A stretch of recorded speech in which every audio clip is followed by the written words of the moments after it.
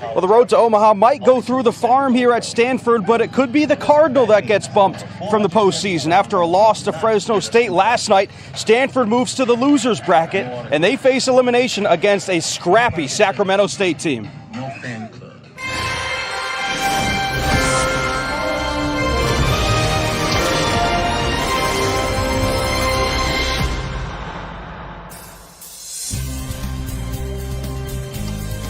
Welcome to the NCAA Baseball Regionals presented by Capital One. We have had beautiful weather all week and through the weekend, expecting more good weather today. Take a look at our bracket here.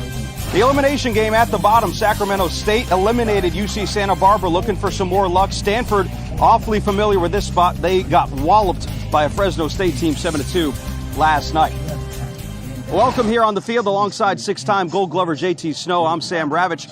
JT, this is a teams with two different styles of play. I mean, you got a scrappy team and a team that's very calculated. Yeah, you have good pitching from Stanford and a powerful team. Sac State, on the other hand, very gritty. They play good defense, a lot of base hits. It's going to be an interesting game today. They played on Friday, and Stanford got them 11-0. Well, last night, like we said, Stanford got waxed by a very confident Fresno State team, and they put together another great offensive performance, and Stanford couldn't live up to it. No, they couldn't, and Fresno State just kept getting line drives all over the ballpark. Stanford's pitchers really couldn't hold this offense down. Strike three to end the game, 7-2. Fresno State definitely looks like the favorite in this regional. Stanford was 0 for 8 with runners on base last night. All right, on the other side for Sacramento State, a team that staved off elimination yesterday against UCSB, and they have to do something against a Stanford team that has been here, and they're all too familiar with in these elimination games. Yeah, and I think if their offense gets going, they only hit 235 as a team, but if they get it going, which they did yesterday, the bottom of the order, 6 through 9, 8 through 14. Trevor Doyle, their right fielder, gets the big two-run double here against Santa Barbara to win the game. This could be an interesting game. We got a couple freshman pitchers going. It's anybody's ball game in this elimination game. Well, one of these teams is going to have to play a doubleheader today, but first you got to win this one. Stanford and Sacramento State, our elimination game. That's coming up next right here on ESPN3 from Stanford, California.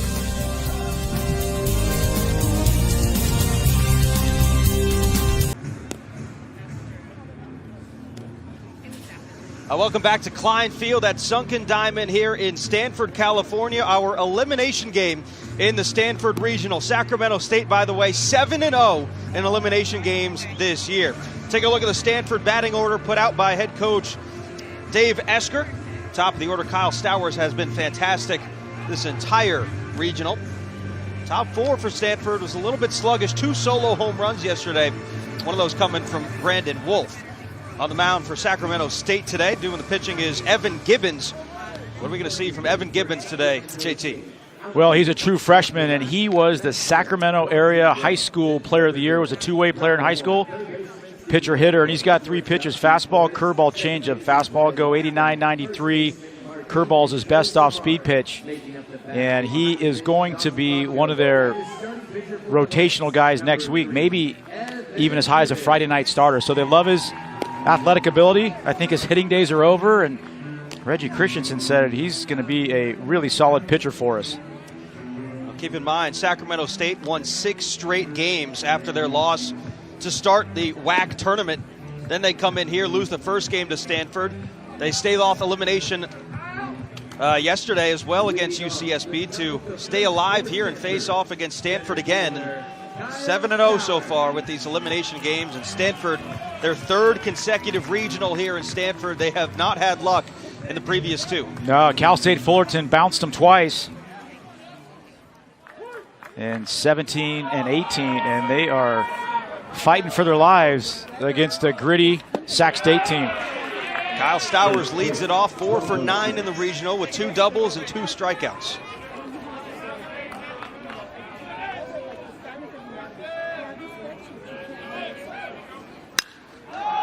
Flies one down the left field line. That'll get out of play. You know, it's pretty simple talking to both coaches during BP today on the field. And once again, all hands on deck. They got to get this game and get to tonight's 6 p.m. game against Fresno State. So a couple freshman pitchers today. Stanford has got to get that offense going. That powerful offense in the middle has not really shown up, except that first game against Sac State. They beat them 11-0. That game got out of hand quick, but last night the bats were just not there. There's head coach David Esker in his second season at the helm for the Cardinal. Roped to first and caught by Vincelli Samard. We've seen a ton of that this entire regional. Hard hit line drives and right to defenders there for Martin Vincelli Samard. Stowers is that aggressive hitter. Talked about it yesterday. Stupid hitting. Guy's been there for 100 years. Old coach of mine once dropped that on me. I think the beginning of this game is the key to the whole game. If Sacramento State can come out and get the Stanford hitters out and put up a couple runs early, I think they'll settle down. Their confidence will soar. On the other hand, Stanford has got to swing the bats. The power has got to get going. And their starting pitcher, Alex William, a true freshman, has got to take them deep in the game. Their bullpen has been taxed this whole regional. The bullpen, we talked about it before we actually saw them last night, have been really good, but really had some trouble finding the strike zone and getting guys out. Ouch. Let's see what this is. A foul ball. Right off the butt of the bat. Looked like from up here, it got him on that elbow guard, but see Maverick Hanley offer at it. Right off the handle. You don't see that every day. Good pitch. Wow. Talked about his curveball. That's his best off-speed pitch for Evan Gibbons. Throws mainly a four-seam fastball to go 89-92. Got to get ahead of these Stanford hitters, keep the ball down in the zone, and then get to that curveball. Stanford 24-3 when scoring first in games. They are 16-2 when scoring in the first inning of games this year. That first run is monumental in these elimination games. 3-2 to the catcher, Maverick Hanley. Fouled off. Kind of a tale of two teams, right? Sacramento State comes off a great win yesterday, beating Santa Barbara 6-4. A game that was momentum shifts back and forth from about the sixth inning on, and Stanford just really never got it going last night. And Fresno State just snuffed them out. So one team feeling good about themselves, and the Stanford team still searching. Line outside, ball 4. Also keep in mind that Sacramento State played in the earlier game yesterday. They have had a little bit more rest. Look at the splits from game 1 to game 2. Completely different for both teams. Stanford started out hot, 11-0, the first win over Sacramento State, and then Sacramento State took a little revenge out on UC Santa Barbara in their second game. It's pretty amazing, right? They're both just flip-flop, 371 and 133. Here's Brandon Wolf. High, deep, left field. This ball is gone, and Stanford takes a 2-0 lead here in the first. 19 long balls for Brandon Wolf this season.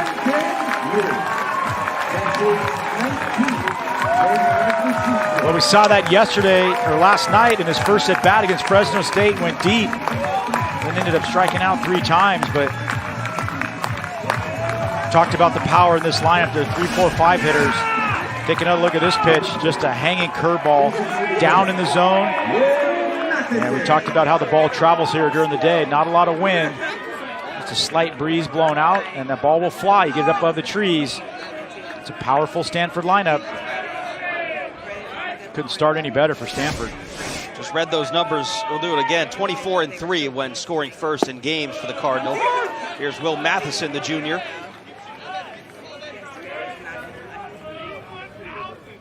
Matheson 2 for 7 in the regional with a run. A home run back in the first game against this Sacramento State team.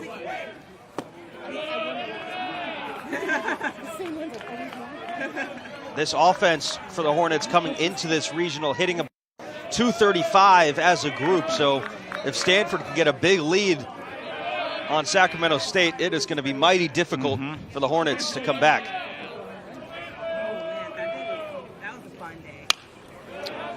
When you look at Gibbons' numbers, this is his 5th start of the year. He's been in 10 games. He only has 15 innings pitched on the year. And now you're asked to go out and compete against a mighty Stanford lineup. The opponent's hitting .323. Tough task, but he's got to rely on his catcher. He's got to keep the ball down in the zone all day long. Maybe I'll make it colorful.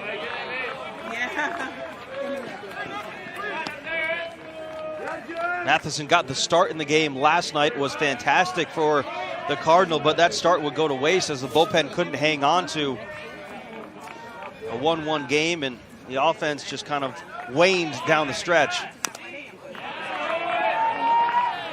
Davis Moore for Fresno State threw a gem. Kept these Stanford hitters off balance all game long.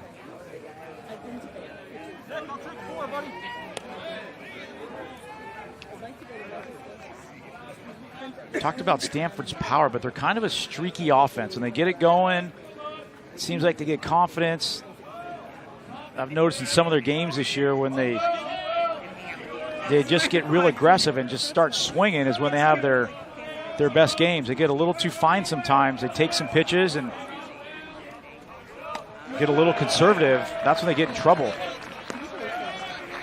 It certainly looked like Davis Moore had his best stuff last night, but do you think that there may be a little bit too much thinking going on in that Stanford dugout last night? A little bit. You could tell by the hitters. They were taking fastballs for strikes, getting behind in the count. Anytime hitters are getting behind in the count and taking fastballs for strikes, you know you're looking for too much at the plate. Go up, look for a fastball, and let it rip.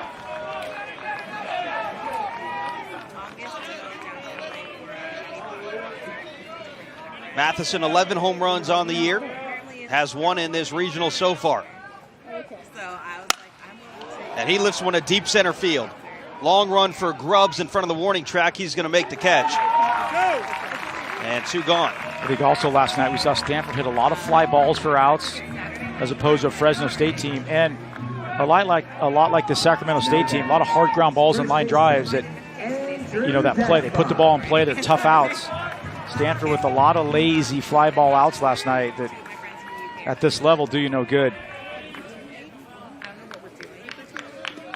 Here's Andrew Dashbach, the junior from Atherton, California. First baseman for the Cardinal. 1 for 6 in the regional, had a home run in the first game, and look out.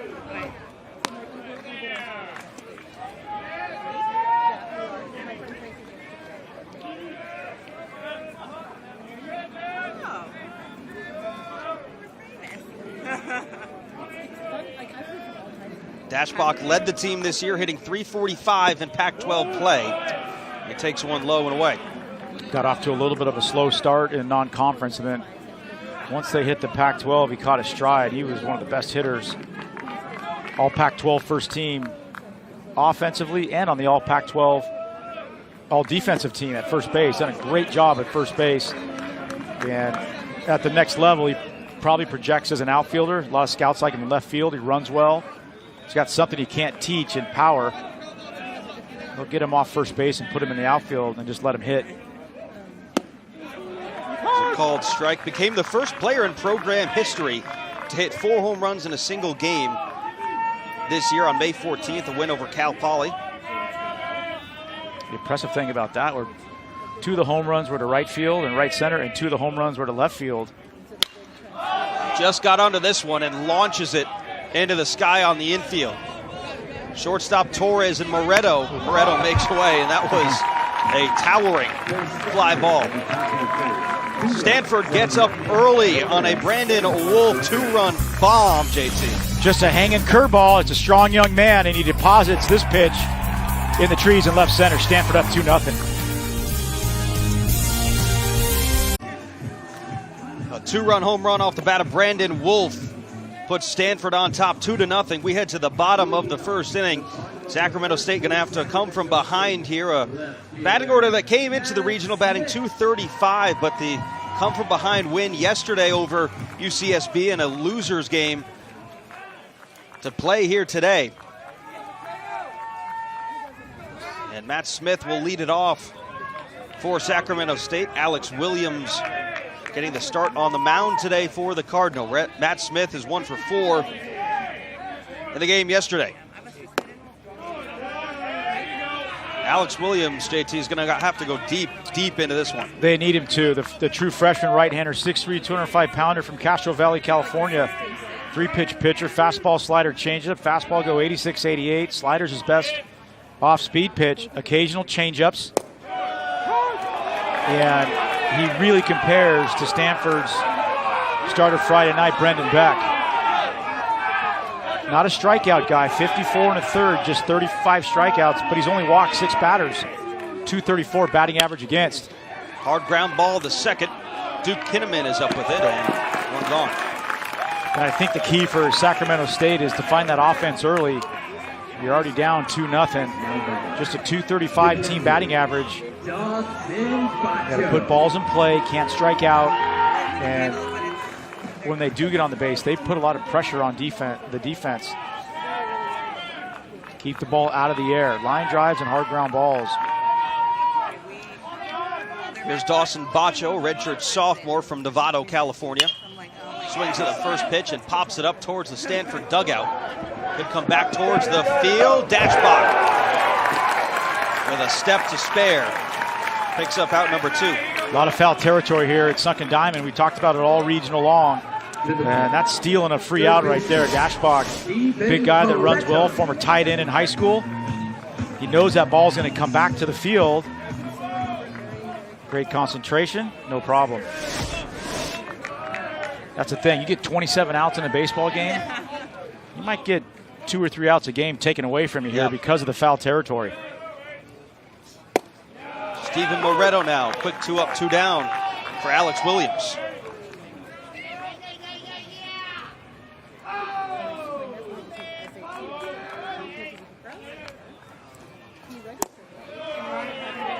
Moretto, the Hornets' active career home run leader, has 16 home runs on the year.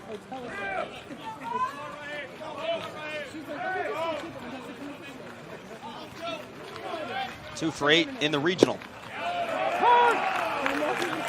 Stanford coaches told me that if their offense came out early and got them some runs, they're going to let Alex Williams go deep in this game. And they need that, save some pitching for tonight.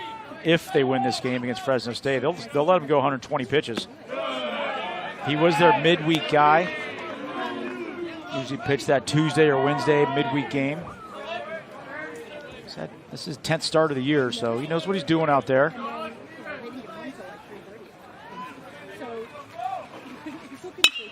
Line drive hit into left field past the dive of Tim Cowa. And Moretto on board, a 2-out single. Seen Moretto for 3 games now, and I like him at third. I think he's a great player over there. And man, he swings the bat. I'm just puzzled as how he's hitting 216. Yep. He doesn't strike me as a 216 hitter. Hits the ball hard. Good short compact swing. We'll take a look from over top. Perfect placement. Here's Keith Torres, the shortstop, had a home run snatched from him in game 1 from Kyle Stowers. Swings and grounds the first pitch to Nick Bellafronto. He'll go to second. And a 2-out single for Nutt. Stanford maintains that 2-0 lead here in an elimination game from Stanford, California. Top of the second inning, number 11 national seed, and the host of the regional leads 2-0. Let's take a look at some news and notes across the NCAA regionals. The Beavers, the defending champs, go out quick to Cincinnati and Creighton. Last 4 in are thriving. Duke, Florida State, Michigan, and TCU combined 7-1 through day 2. And the man, Shea Langoliers for Baylor, 11 RBIs, a tournament record down in UCLA. And currently the Bruins are up 2-0 in their elimination game. They lost last night. They're up 2-0 in the top of the second. 11 RBIs, that's a good month for some people, huh? Right? Not that one game. But you got to flip it around and come back. It's a great thing about baseball. Short memory. Come back the next day and get right back after it.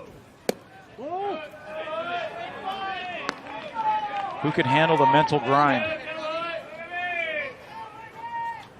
There's the junior Duke Kinnaman. He's hitless for this regional, but still batting .313 on the year. keep an eye on Gibbons. And one thing we said earlier, you can't do is fall behind these hitters and then just groove them a fastball, because as a power hitting team, one thing you love is when you get ahead in the count and you can sit on a fastball all day long. Winner of this one faces off against Fresno State later on this evening in the championship game. Miami's in the same boat. I don't know if they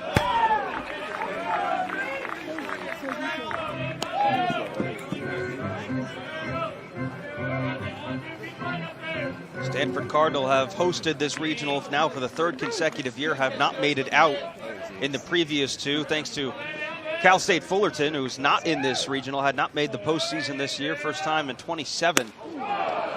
By the ear hole of Duke Kinnaman. And he'll take a walk.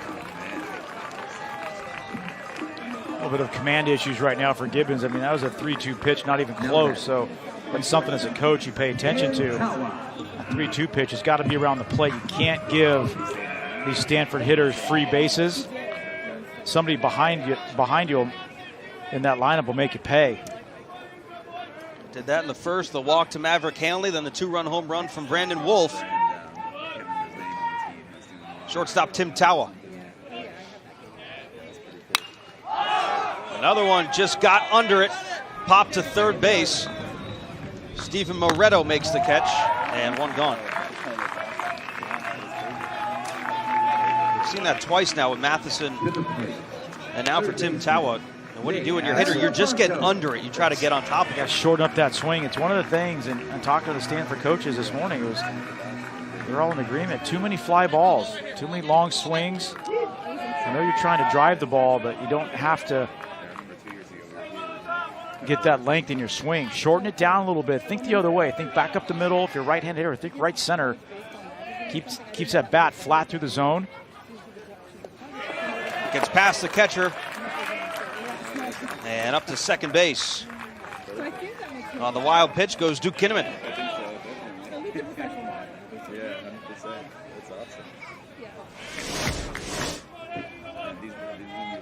Not much you can do there if you're Bacho.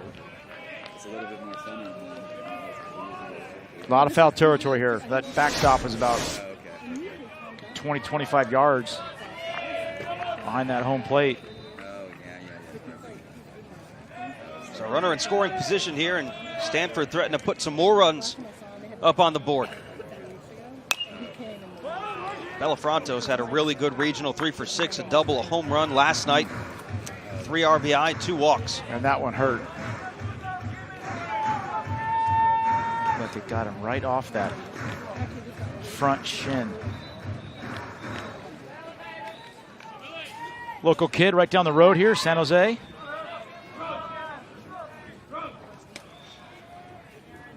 Plays a good third base for Stanford. Has good feet, good hands, got a great arm. Kind of hangs out down there in that number 8 hole. He's got some pop. You got to make pitches to him. He's made just 4 errors all year over at third. He's good over there. Is Mike going into a different 1 ball, 1 strike. Kinnaman on second. I could have sworn that I saw some posts from him and he was going into something. Called strike outside corner.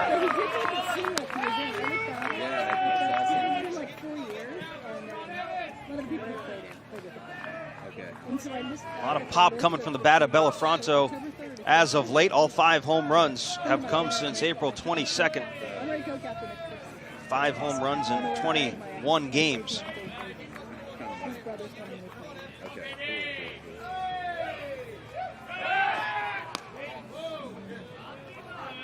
Yeah, she's always, it's hard to get her to do anything outside of her bullpens. I don't know if she's doing Kinnaman's got 11 stolen bags this year, has been successful 78.6% of the time, only caught 3 times. One's LA in a few weeks, and the other one is Hawaii. At some point, because she's in reserves now, and her reserve unit is in Hawaii, and they let her condense all of her service and then quit. So she's spending 3 weeks in Hawaii. She's working now. 18 balls, 18 strikes for Evan Gibbons so far. Yeah, too many balls, and as a hitter, when you're missing the zone and they're easy takes, it just makes the strikes that much easier to hit. Because when you see it around the plate, your eyes light up.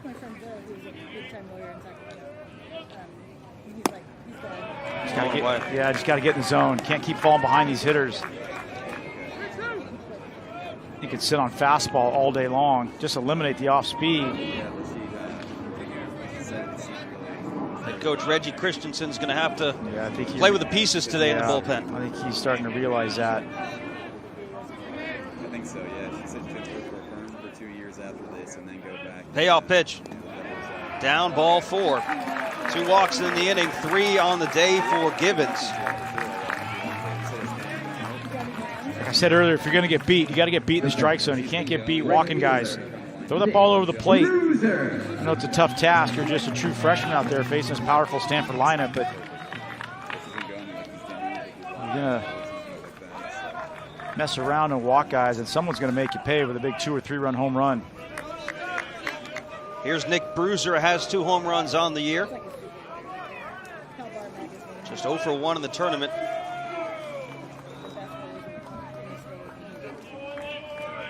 Batting in the 9th spot for the Cardinal today. Now, I was interested, JT, to see how the Cardinal would react to this loss last night from Fresno State. It really was a very one-sided game for most of it. And you think they could have come back in 2 different ways, and it looks like they're being a little bit more patient at the plate. And the talk from Dave Esker was, let's just play our game and do what we've done all year, because we've won a lot of games this year. Lifted out to left field on the line to Smith. He makes the catch, 2 gone. Stanford this whole year has been typically really good. Middle of the game, late in the game.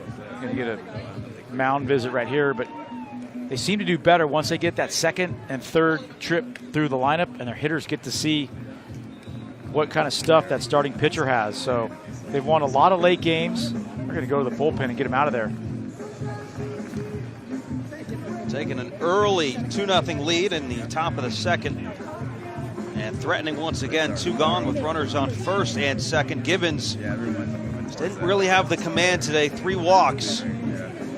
Stanford made him pay for it in the 1st inning.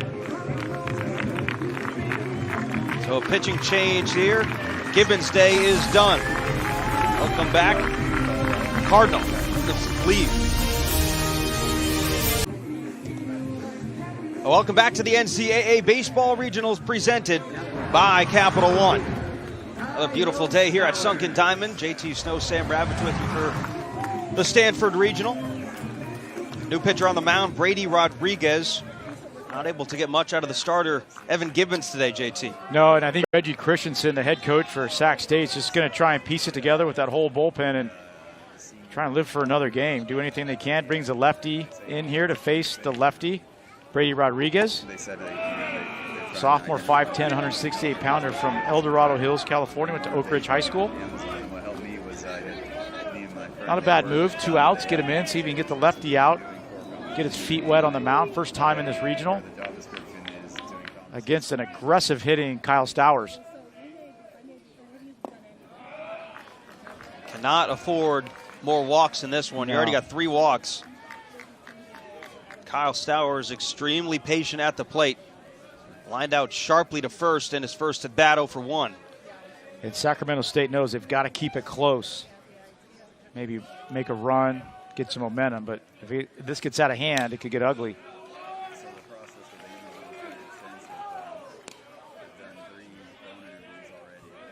Kinnaman on 2nd, Nick Bellafronto on 1st.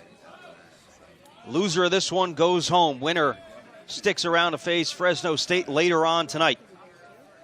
Yeah, they said I can work wherever I want, but I would be the requirement to travel to Seattle. 2-1.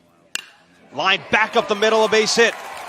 Kinnaman's going to score easily up to 3rd. Bellafronto goes. Stowers going to try for 2nd, and he's there standing. RBI for Kyle Stowers, and it's 3-0 Cardinal. It's one of the reasons scouts love Kyle Stowers. Lefty on lefty, and what does he do? He takes the ball right back through the middle. Watch him pull his hands in and just hits a liner, and a great job of base running by the Cardinal. Kinnaman scores easily. Bellafronto hustling all the way into third. And then when Stowers sees the throw into third, running with his head up like he should do, picks up a free 90 feet. Here's Maverick Hanley now, and Stanford threatening early in this one.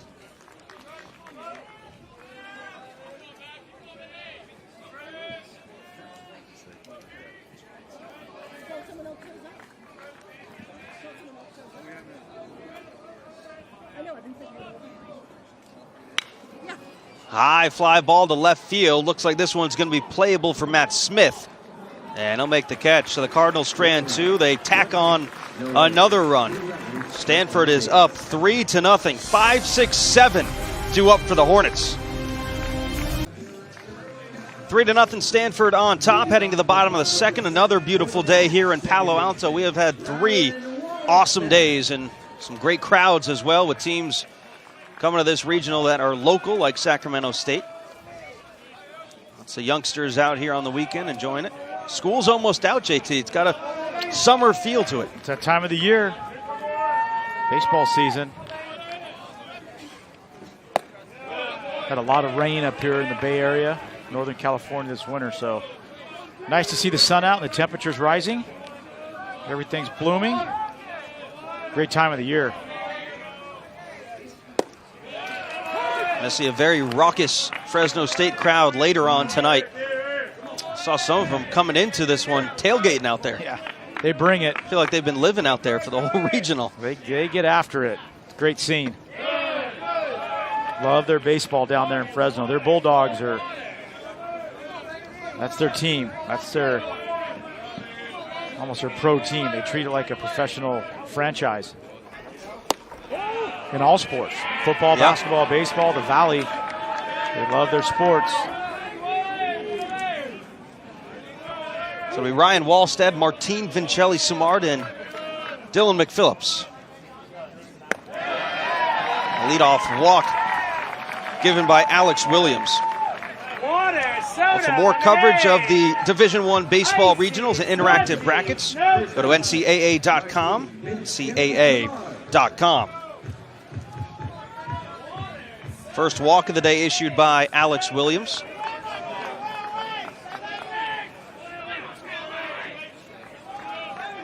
Talked about it most of the regional, but that's one thing that can let a team back into a game is free base runners. You have to limit the walks. You got to make all the plays behind your pitcher. Just keep pounding that strike zone.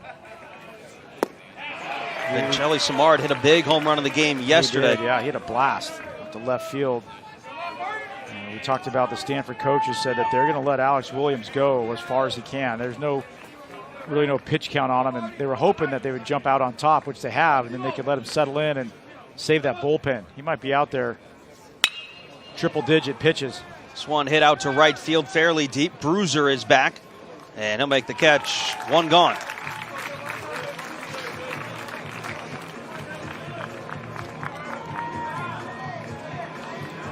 There's a lot of strategy that goes into an elimination like this, and you got to go and face off against a team later today.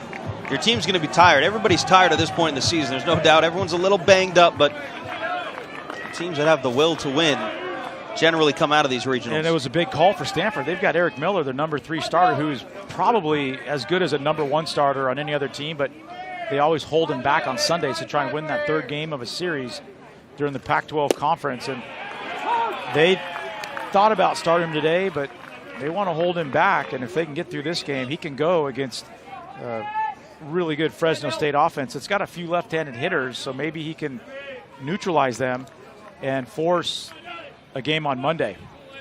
So you like you said, Sam, a lot of chess matches and maneuvering, and if they don't get this game, they don't even get to use one of their best pitchers. Right.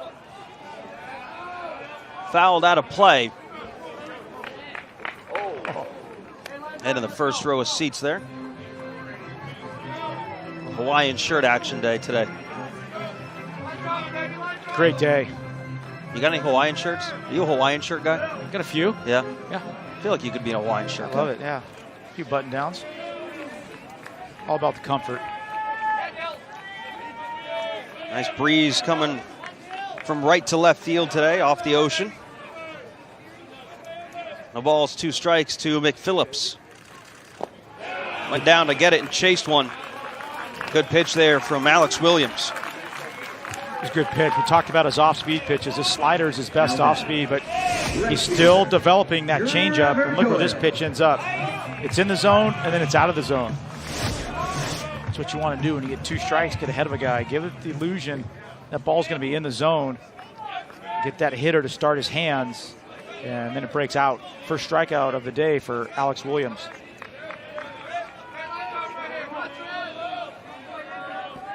Two gone. Walsted still on first after the leadoff walk.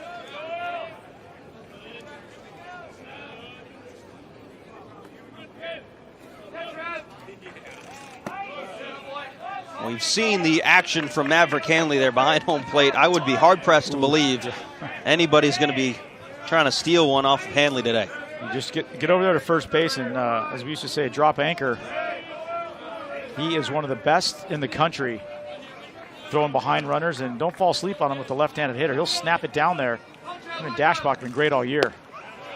A couple of the best catchers in the country here on the West Coast, with Rushman up at Oregon State and Hanley a very close second. 12 of 28. That's almost half the time you're trying to take one. I got you. He's got quick feet and a quick release.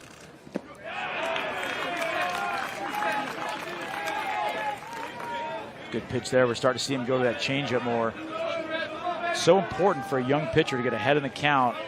And he's got a great guy, veteran catcher back there in Hanley to help him navigate through this game. And just rely on that catcher. I wouldn't be shaking him off too much. I'd go with what he calls and ride him out.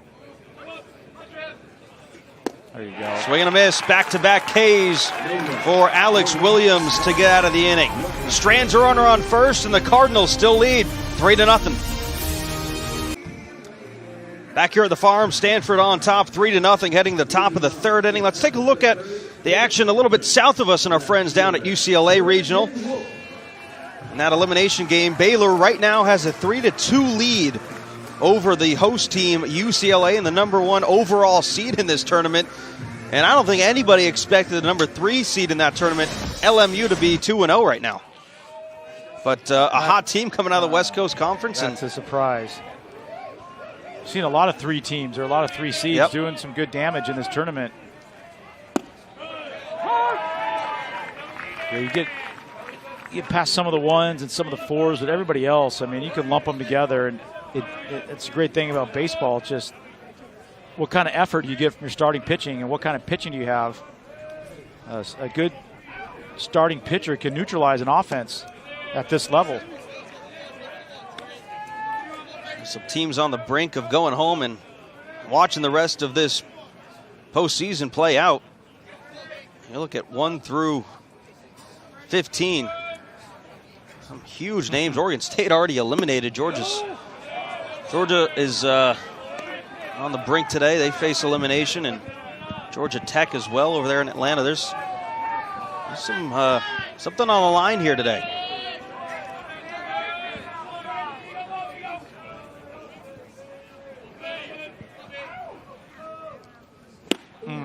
Big swing and a miss from Brandon Wolf. It's going to be a long day of baseball. It's going to be a good day of baseball. A lot of stuff will get decided. How about that? 9 of the 16 runs have come via the home run. It's pretty much the way they do it. They play for the long ball. They got great power.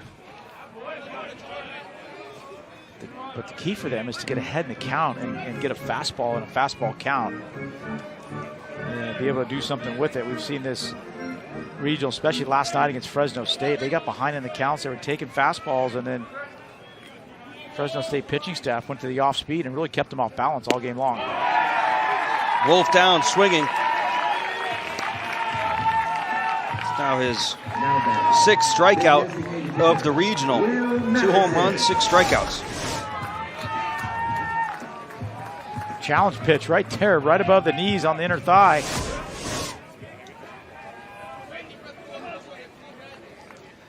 That can be dangerous this time of year if you live and die by the home run. Absolutely. That's going to be a problem if you try to make a run in this postseason. It's like a basketball team relying on the three-pointer, right? I mean, some days it's there, some days it's not. You get a team like Fresno State who just shows up and hits line drives all over the ballpark, and those swings don't go into slumps.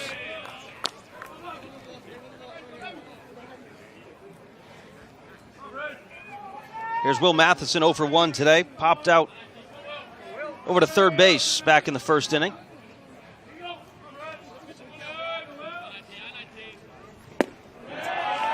What can you do for people that are watching at home to work on hitting the ball the other way in the cage and work on those line drives and not popping out too much? First thing you do is shorten up your swing. The other thing you do is let the ball travel in the zone. Don't be so eager to go out and get it so far out front.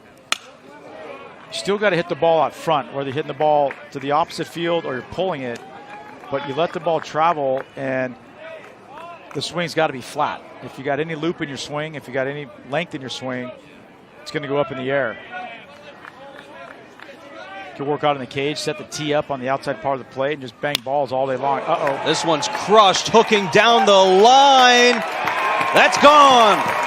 Home run for Will Matheson.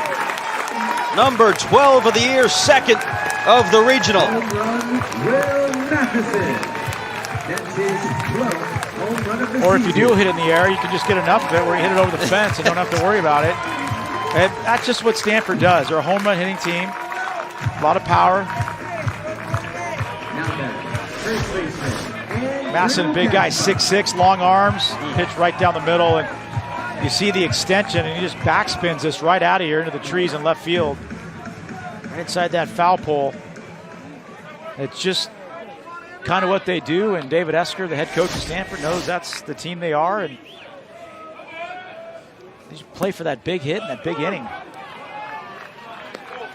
Now 4-0. The Cardinal out in front.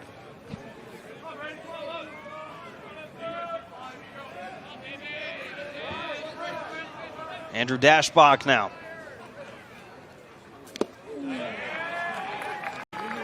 That'll be interesting to see, you know, if Stanford can hold on here and bring those hot bats to Fresno State. We expected a little bit more of a shootout yesterday offensively, and see what Fresno State does on the mound today, but Stanford's got to take care of business here first.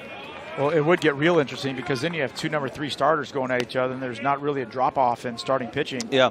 As sometimes you get this late in a regional, you get a number 3 guy going against a midweek guy, but Eric Miller can hold his own. Been good all year long. Big lefty for Stanford. Fresno State will have their hands full.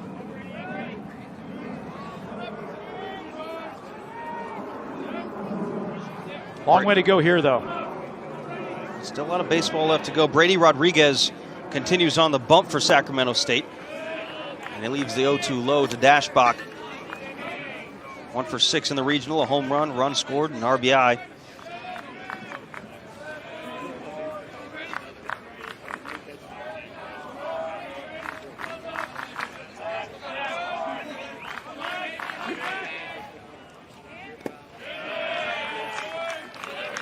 Talking about Eric Miller, the guy who would go for Stanford tonight if they get through this game. I mean, got to feel pretty good with a guy at 7-2 with a 2.91 ERA, 2.23 batting average against, 85 strikeouts in 74 innings. So, a long way to go here. Wouldn't put past anything out against Sac State after seeing him yesterday. See him trying to get Dashbach inside with that off-speed stuff. They know he can hit a fastball. And he hit one Friday against them that was one of the farthest, if not the farthest ball I've seen hit in college baseball. Went over the trees, up the light pole in left field. Grounds this one hard towards Wallstead, loses it, knocks it down, and throws to first. Just in time to get Dashbach.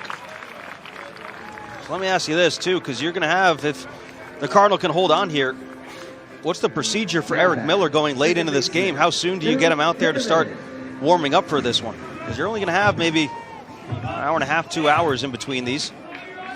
to get him up for the game tonight. Yeah, I think you just stick to your regular routine.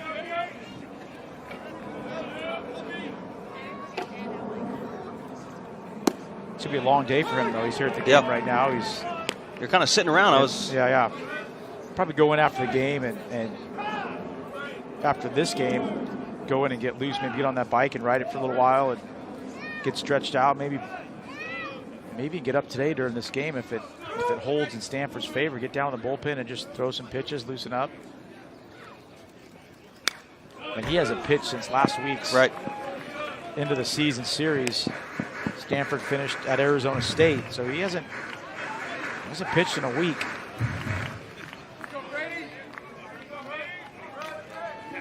This time of the year, though, you love the extra rest. Kinnaman lifts one to left center field. Grubbs on his horse makes the catch in the alley. And that'll do it for Stanford, but a couple of home runs here for the Cardinal in this regional. Here's Will Matheson, JT. Fastball inside, pulls the hands in. Right this thing out to left field. Stanford doing what they do, hitting home runs. Up 4-0 in the third.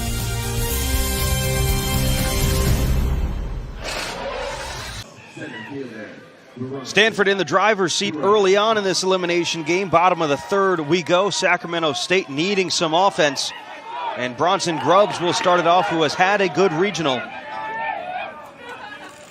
Squares to bunt, gets hit. And he'll jog on down to first.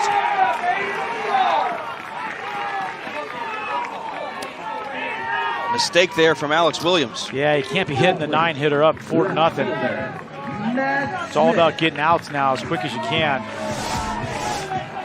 First pitch of the inning.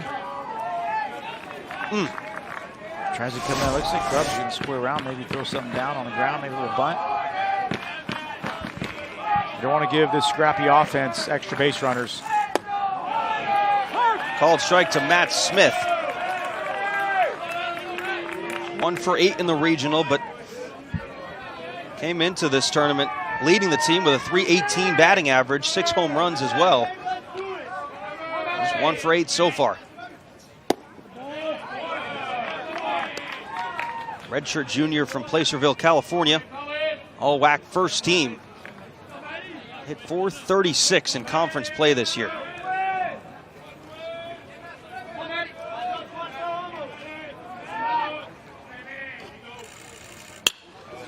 Rips this one to left field. Wolf is there to make the catch.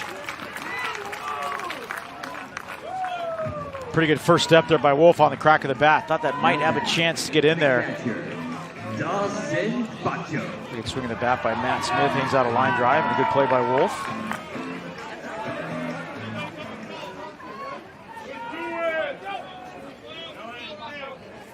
One out for Dawson Bacho doing the catching today. Dylan McPhillips, the everyday catcher, is DHing for the Hornets.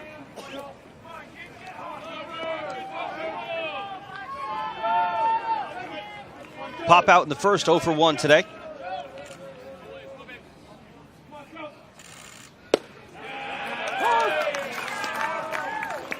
Good pitch. There's that slider we talked about. That's his best off-speed pitch. Anytime you can drop that in there, first pitch, and steal a strike, really sets the tone for the at-bat.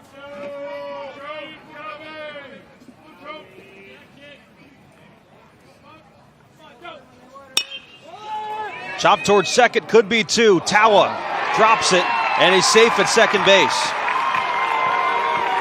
A rare misstep from Tim Tawa at short. That's going to be an E6. Yeah, if we see the replay, watch his head when he's fielding the ball. I saw it from up here, real speed. Watch his head. See if he looks it all the way in the glove. Nope. See him looking right at the second baseman. You got to secure that ball. Look at him. He's not even getting the head down into with the hands. Can't turn 2 unless you get the first one, and he just got ahead of himself. That's a one thing. If you start walking guys and not catching the ball on defense, that can get a team down 4-0 back into this game. And Sacramento State will make you pay. They're gutty and they're gritty. They keep coming at you. Now Stephen Moretto swings and misses at the first pitch. That was a tailor-made double play ball. You just can't get ahead of yourself. Keep the fundamentals, secure the ball. See how that plays out in this inning and as the game goes on. Moretto responsible for the only hit so far for the Hornets.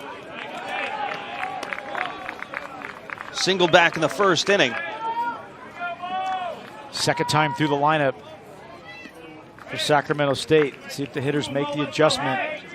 We've seen a hard hit ball to left field by Matt Smith, and that ball was barreled up there by Bacho, even though it was a chopper to short. He hit that ball in the barrel, so second time through. 1-1. Line down the left field line, foul ball.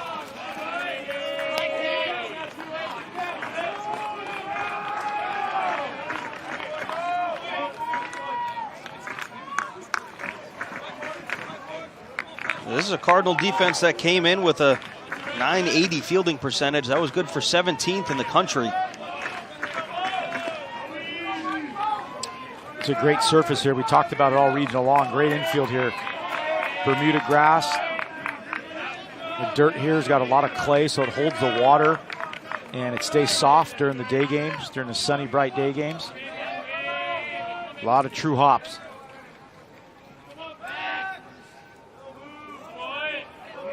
The head groundskeeper from the San Francisco Giants, about a half hour north of here, came down a couple years ago and consulted, and they put a whole new infield, all new grass. Shortened the fences in the outfield from 10 feet down to 7. Great stadium and great atmosphere. Great playing surface. Bronson Grubbs on second. Bacho on first. Called strike 3 on the outside corner. Caught Moretto looking, and that's a huge second out for the Cardinal. Yeah, great pitch by Alex Williams. Got Moretto guessing right there. Just turns over that changeup. Pretty good job by Maverick Hanley framing that pitch. Pulled it right back up in the zone. And I've talked about it all regional long. Watch Maverick Hanley receive the baseball. He never reaches out to get it. He lets the ball travel, and everything is around his chest protector. What that does is give the umpire a longer look at the baseball. Think about that umpire's right over your shoulder. That was a great job. Co-defensive player of the year with Adley Rutschman up at Oregon State. Really, really good receiver. Keith Torres. What does that do for a pitcher, and especially a freshman like Alex Williams coming in, to know you have a veteran back there who does it all? Yeah, frames pitches, can get guys out on base if you're struggling. You can just commit and throw your pitches. You know you don't have to be perfect. He's going to steal a few by framing. Throw the ball in the corners, and he's going to steal some strikes through the course of the game. Stole one right there, 1-1. He's got really soft hands back there, too. When you hear the ball hit the glove, it's really soft. It's not a big, loud pop. And that's because when he's receiving it, he's always giving with it back to the chest protector.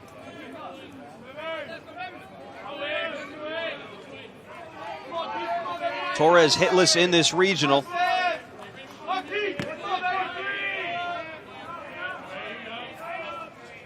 One. And you talk to umpires, and they love working home plate behind a guy like this because it makes their job easy. They get a good look at the pitches. Catcher's not reaching all over the place for pitches and trying to frame him out of the zone. He's just really quiet. Gets really small back there and balls up. Keith Torres' mom looking on. Bringing the Aloha spirit with her from the islands. He's from Oahu, Honolulu, St. Louis High School.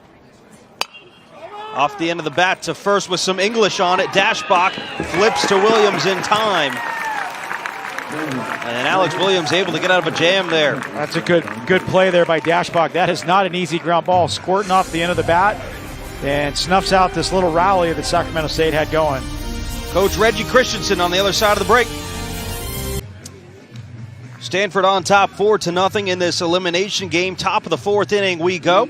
We're now joined by the head coach for Sacramento State, Reggie Christensen. Coach, thanks for taking the time. I want to start here. You guys have staved off some elimination games this year, and your team is comfortable from playing behind. Now 7 in a row, 7-0 in elimination games. Why is this team so comfortable playing down? I don't know. We kind of talk about being like in horse racing, being that horse to get out to a slow start and then catch them on the turn. So if we can keep this game close, we'll see what happens. Are you going to try and do that, Reggie, by just all hands on deck? Yeah, with that bullpen, just mix and match and get whatever you can out of your guys? Yeah, I think you'll see Martisia next. If Brady can get through this one, I'll get to Martisia after the leadoff guy. And their catcher, the 2-hole guy is in there. I think you'll see Martisia. We didn't get to talk to you after the game yesterday, and you guys knocked off a great UCSB team who was in the hosting argument for much of the year. What did that mean for you guys going forward into this one?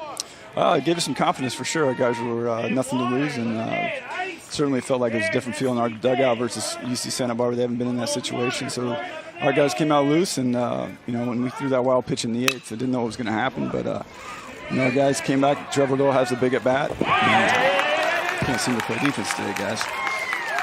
Well, Keith Torres is throw a little bit errant, but he has played some really good defense over there at short for you guys this year. And you said he was one of your leaders on the team. Yeah, he is. He's a tough kid, plays hard. He's only about a year off Tommy John. So, his arm strength's going to come back over the course of the next 6 to 12 months, the doctors tell us. And he's a tough kid. All right, Coach, we'll let you get back to work. Thanks for taking the time. Thank you. Head coach Reggie Christensen has his work cut out for him here, trying to get back in this one against number 11 seed in the entire country. And it's tough to do it when you make some throws like that. Talked about you can't walk guys, and you have to catch the ball on defense. Tough play deep in the hole, but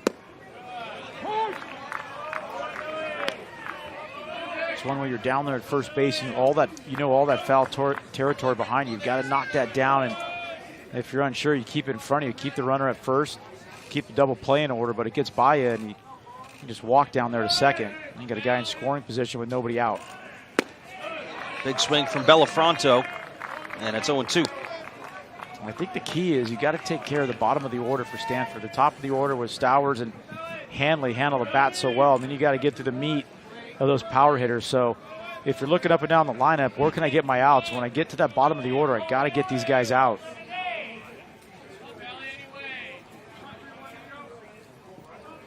Walked his first time up.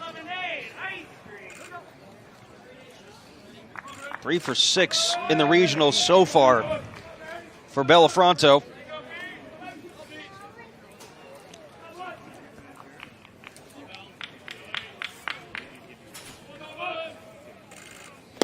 Loses the bat, look out. And strike 3. Let's try to leave it over there. Bellafronto doesn't strike out very often. First strikeout of the regional. The batter, right fielder, Nick Bruiser. You're going to go down swing and do it in style, right? This is just because your top hand is so loose on the bat, it just flies out. We've all been there. It's a weird feeling. Is it? Yeah, your hands are so relaxed, and you're kind of fooled by the velocity of the pitch, and your hands and your bat get there a little early, and then you try and slow down, and your hands get relaxed on the bat, and it just flies out of your top hand. Now Nick Bruiser. Back to Sacramento State for just a second. He said Coach Christensen said we might see Martisia out there again. That would be 3 straight days for Travis Martisia out of the bullpen. Done a pretty nice job. Got a little bit of a rubber arm down there. Sinker guy. You just have to try and piece it together with that bullpen and keep him close.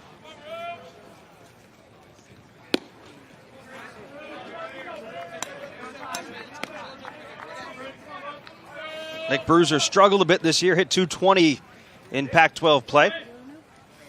First team All-State at Hamilton High School in Chandler, Arizona. Gatorade Player of the Year back in 2016. Probably take over at first base for Andrew Dashbach if he signs this year. He's really good over there defensively, can really pick it at first. Head out to right field, really deep. Doyle back on the warning track, makes the catch. Tagging from second to third goes Tim Tawa. And 2 gone. Well, the ESPN Networks brings you every game on the road to Omaha, starting with regional coverage on ESPN2, ESPNU, SEC Network, and ESPN3. Whip-around coverage also available through ESPN3 and the Bases Loaded channel. All coverage, of course, available on the ESPN app as well.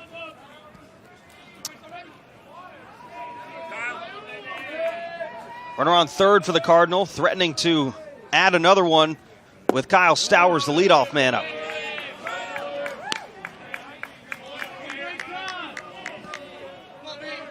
Stowers is a very aggressive hitter. He gets a pitch early in the count that he likes. He's going to turn it loose. Checks his swing. Ball gets past Baccio. Coming in to score is Tim Tawa. And the Cardinal have scored now in 4 straight innings. It's a great read off third base. You always got to be ready to go here and be real aggressive, even with 2 outs. Tawa did a nice job. Gets a nice walking lead down at third. He realizes right when it goes under the glove, he's gone. Watch the read, watch reaction. That's how you do it. And Stanford's picking up some free base runners and some free runs early in this game. Going to be ruled a pass ball for Dawson Baccio back there.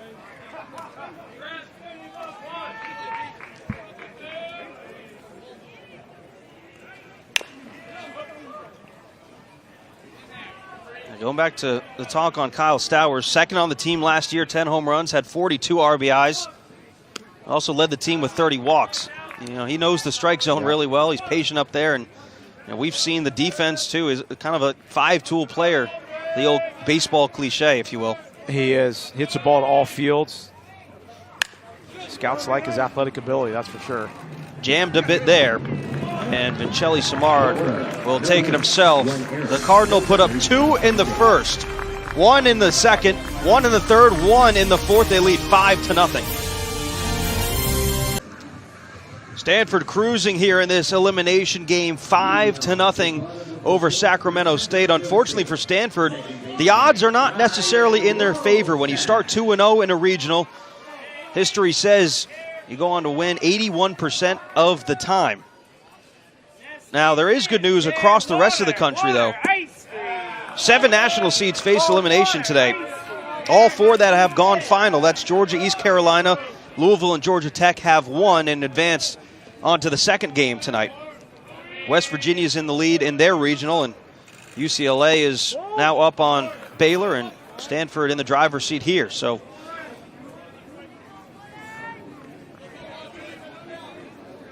it's a tough road to go through, and Stanford is just all too familiar with it. That's hard.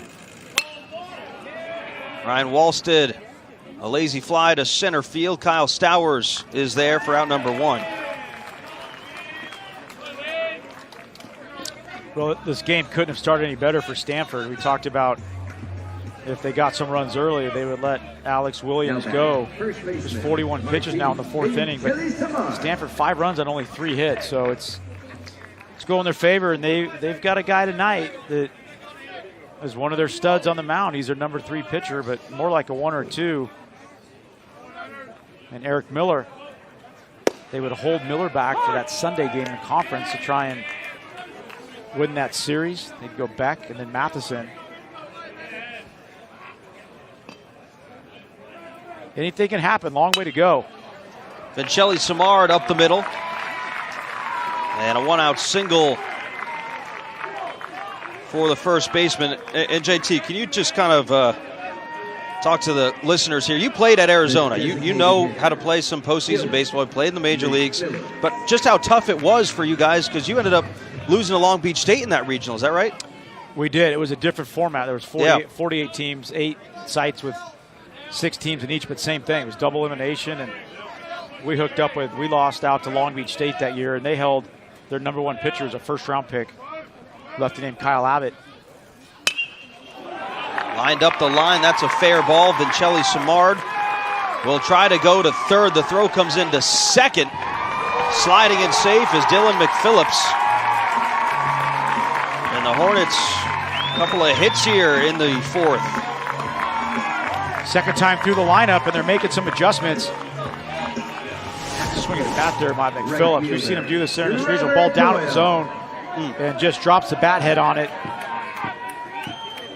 You like this throw going to second rather than third? I thought they had a chance at third because Chelly Samard kind of hesitated around second. He wasn't sure.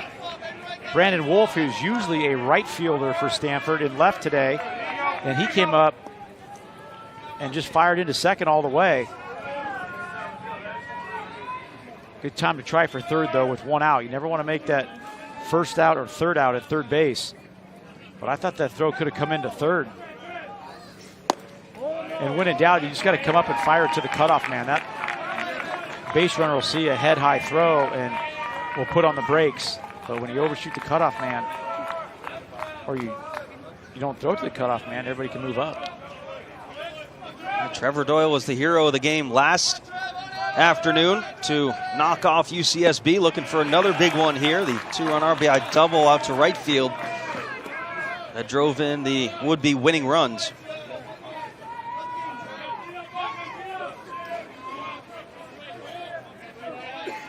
Struck out his first at bat. Getting back to your saying about our regional. Yeah. Our coach went 1-2-3 because we knew we'd hook up in the third game. We were the 1 seed and Long Beach State was 2. And their coach, Dave Snow, who's no relation, he went 3-2-1. So pitched it backwards and they got us. We had to come through the loser's bracket and then same thing, we had to beat them twice, but they got us again in that first game and moved on to Omaha. How much luck is involved in winning one of these? I mean, there has to be some aspect of luck. And baseball is a very superstitious sport. You got to have some luck and some mojo going on. A little bit. It's the old saying, though, if you get great pitching and you can keep the workload down for that bullpen, and the old saying, just get some timely hits with the bats. This is a great spot here for a timely hit for the Hornets. Good location there from Alex Williams down in the zone. Definitely need some bounces and some breaks to go your way, though.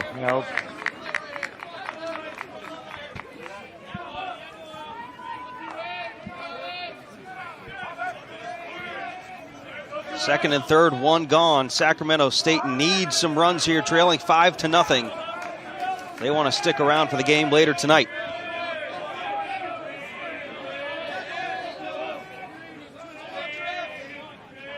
Two-two. Line towards second. Good play there by Kinnaman, who's going to go to first. Sacramento State will bring in a run in Chelly Samard. That's a 4-run game, 5-1. Pretty good plays all around right there. Doyle hits that ball hard. Kinnaman makes a nice play. You get the runner in from third, though. I mean, this was a bullet. You see one hop smash. Kinnaman backs up, collects himself, but the Hornets are on the board, now 5-1. Can pick this run up and get down by 3. Still a long way to go in this game, just the bottom of the fourth, 2 outs. Here's Bronson Grubbs. Grounded towards short. Tim Tawa up with it. Strong throw to first in time. So Sacramento State gets a run back here in the fourth. Still trail by 4, 2-3-4, due up for the Cardinal. 5-1, Stanford on top, but Sacramento State getting a run back in the bottom of the fourth inning. 5-1. Look at our friends to the north of us, Oregon State, the winners of the College World Series last year and the host. They are out. They are eliminated.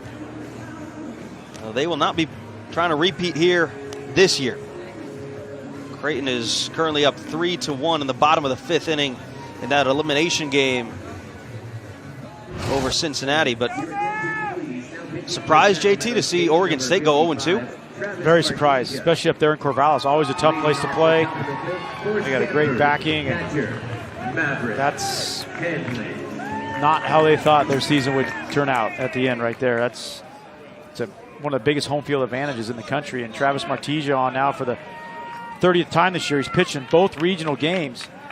Pitching that 11-0 loss to Stanford on Friday, went 2 1/3 through 44 pitches. Pitched yesterday, went 2/3 of an inning, just threw 6 pitches. So he's pretty fresh. See that sidearm delivery, sinker slider guy. Keeps the ball down in the zone, gets a lot of ground balls.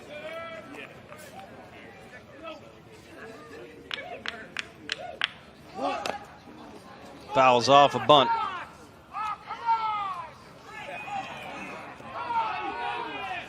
Martija slowed down the bat, so it was an 11-0 score, but he did a good job against Stanford the first time out.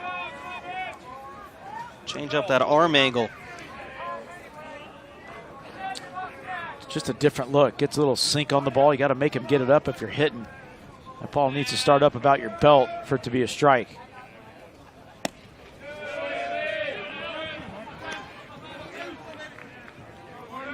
Maverick Hanley trying to get the bat going here in the regional.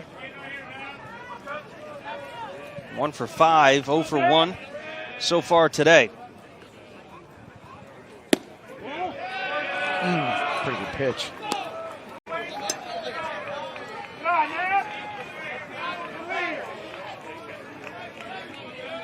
Hitters count 3-1.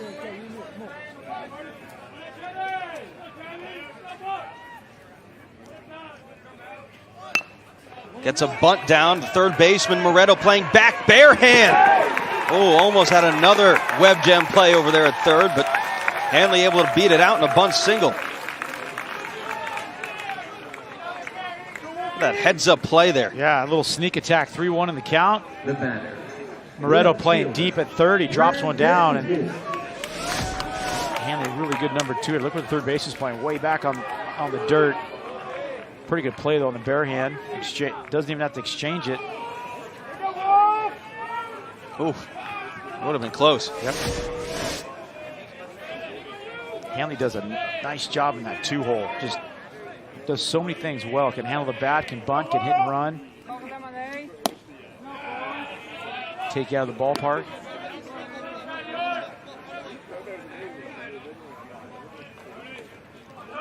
Brandon Wolf hit a home run back in the first inning. 2-run shot. 1 for 2 today at the plate.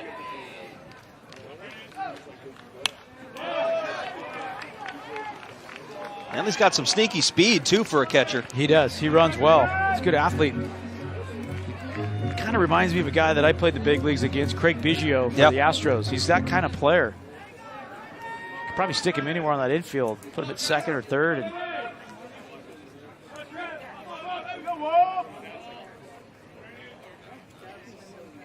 Biggio's son already in the big leagues with the Toronto Blue Jays, Kevin Biggio.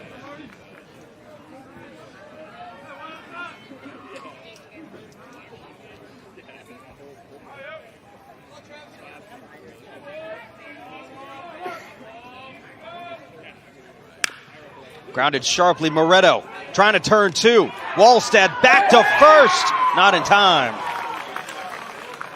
Get the lead runner. Brandon Wolf beats out. Could have been a double play. yeah, Wolf gets down that line pretty good for a big guy. And a great try and turn this. Moretto's been playing a great third base all regional. Gives him a good feed, and Wallstad does his best. But Wolf just too much speed down that line. Beats it easily. Moretto's been solid down there. He's getting a lot of balls hit hard at him. Santa Barbara was wearing him out yesterday. Stanford the first day, and now today. Hitting a lot of balls hard.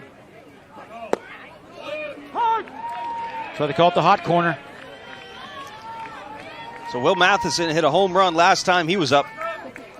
2 home runs in the regional.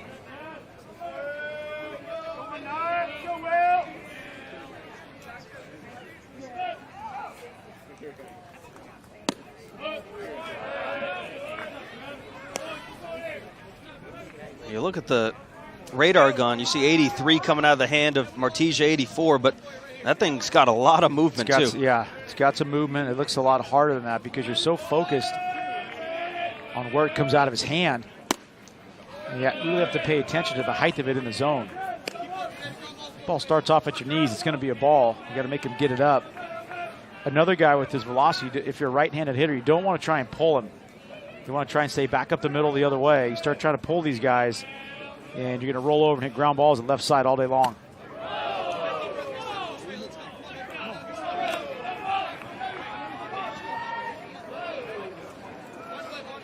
Another dangerous hitter's count to a dangerous hitter. 50 RBI season for Will Matheson this year. Runner takes off, hit hard. Moretto once again coming up with it. Nothing's getting by Steven Moretto at third base today. He's got really good feet over there. His feet are always moving and getting him in a good position where his hands can be nice and relaxed. Look at any good infielder on the infield, and if they've got good hands, they usually have good feet. Your feet set you up to get the throw on the. Here's his pre-pitch preparation. Glove down. See his feet are always moving. Comes up. Ball hit that hard. You can pat the glove a little bit. Get that extra little crow hop in there. It's got good rhythm down there at third base. Like his actions. 2 outs to Dashbach. Runner in scoring position.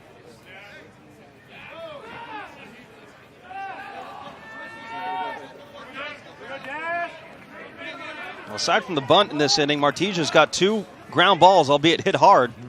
He's a ground ball pitcher. Meeting on the mound between Bacho and Martesia. Figure out how to pitch to Andrew Dashbach.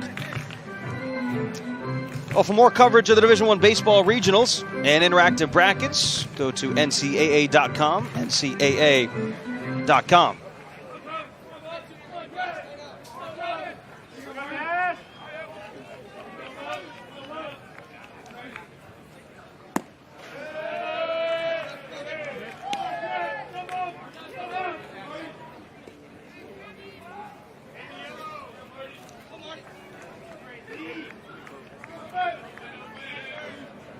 All Pac-12 back-to-back years for Andrew Dashbach.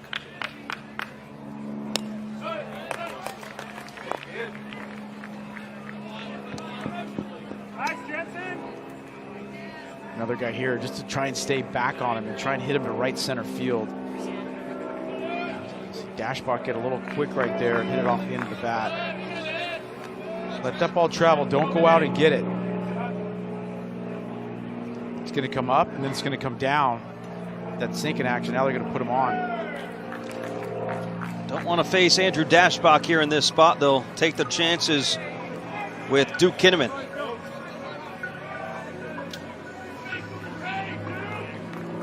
It's a pretty good move. Dashbach can take you out of the yard, and powerful hitter. You start messing around that strike zone. He's able to go out of that strike zone and take you deep. So put him on first. Force play at any base.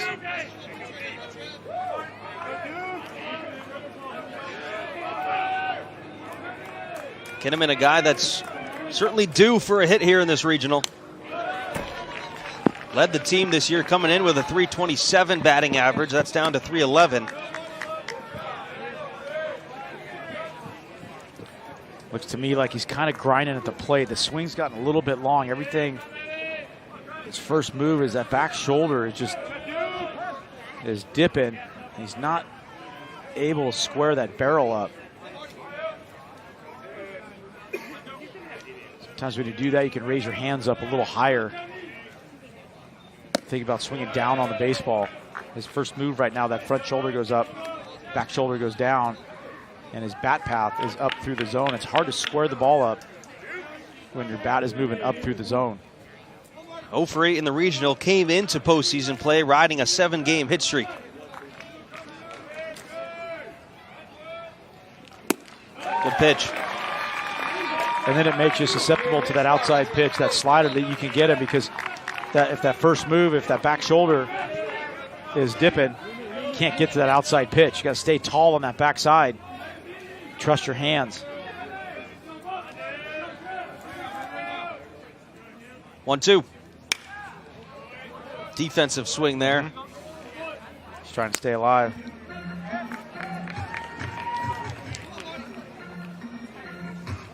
What would your approach be to a guy like Martesia going up there? I'm on the other side of the plate, so yeah. On the left side, I think he's probably going to try and sink it away from me. I might move up on the plate and just think about hitting the ball to left field. Make him get it up in the zone. Leave anything down alone. probably not going to throw lefties that slider that he'll throw to righties. So just get up on the plate. I'd crowd the plate. I'd move up in the box.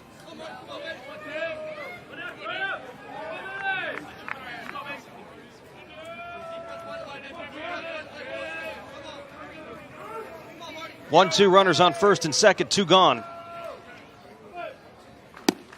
Just a bit outside.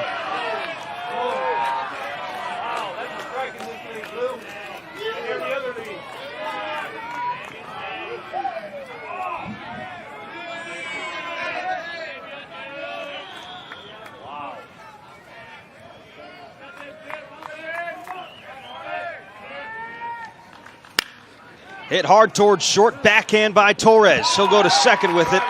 And a good play by Keith Torres over at short. Stanford strands to 5-1. We're going to go ahead and talk to head coach Dave Esker when we come back. 5-1, Stanford on top. We head to the bottom of the 5th inning here at Klein Field. We're joined by head coach Dave Esker now for the Cardinal. Coach, thanks for taking the time. I want to ask you about these home runs that we're seeing from your boys. You guys had 4 in the day game yesterday, 2 today.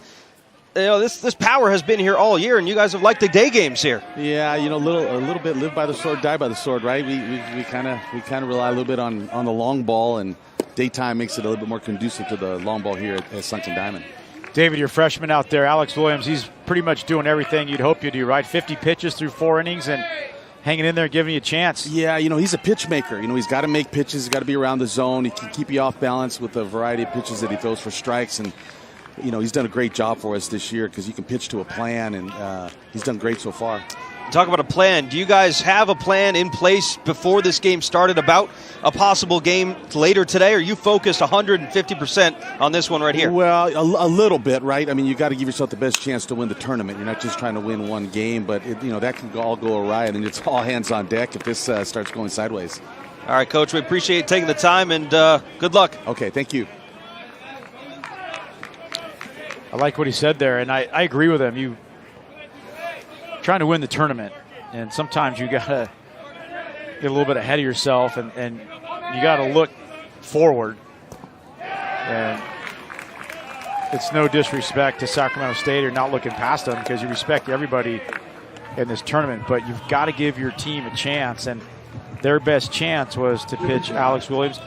Now, if he came out and Sac State jumped all over him, now you're in a little bit of a bind.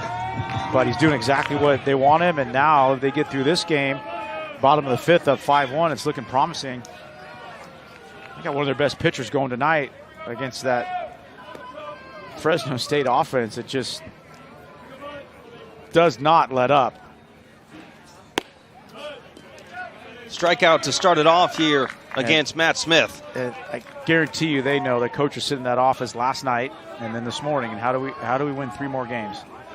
Well, we got to go with Williams today, and then go with Miller tonight, and then if we get tonight's game, then it's all hands on deck. And you might see if Fresno State and Stanford end up playing Monday, you might see a 12-11, 4-hour game, pitching changes.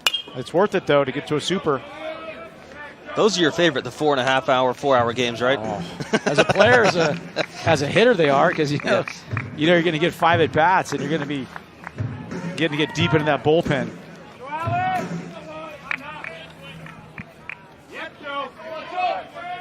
2 balls, 1 strike to Bacha, 0 for 2 today.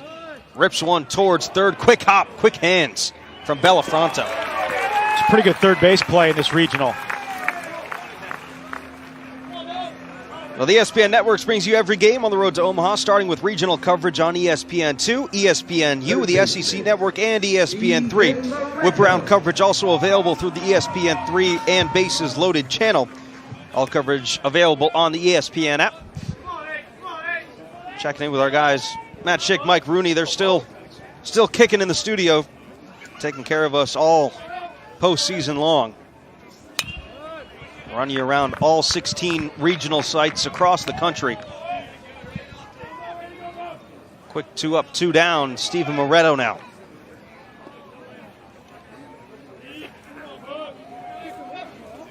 One for 2 today.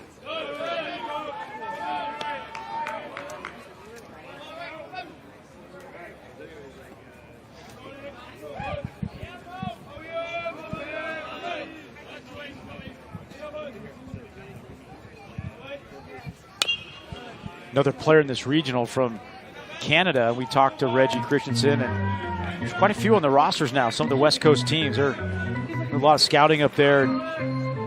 British Columbia started to play a little more baseball up there, and got a little pipeline. WAC conference, seeing them in the Pac-12 and West Coast baseball as well. And 5 players on this roster from Canada, and they said there's more coming too. Putting the hockey sticks down, grabbing the baseball bat. I like it. So much more fun to play outside in the sun, right? Instead of 6 feet of snow. Cold rink, 6 a.m. practice. 1-2. Bit outside. Williams started walking off the mound there. Like what David Esker also said about Alex Williams, their freshman right-hander day, and he's got to pitch to a plan. Sit down with your catcher and your pitching coach before the game and you go over the plan, and then to have a guy like Maverick Hanley back there just execute it. There it is, called strike 3, got him on the next pitch. 2 strikeouts in a 1-2-3 inning for Alex Williams. Cardinal up by 4. Still a 5-1 score. Stanford leading as we head to the top of the 6th inning here at Klein Field. Welcome back to the NCAA Baseball Regionals presented by Capital One.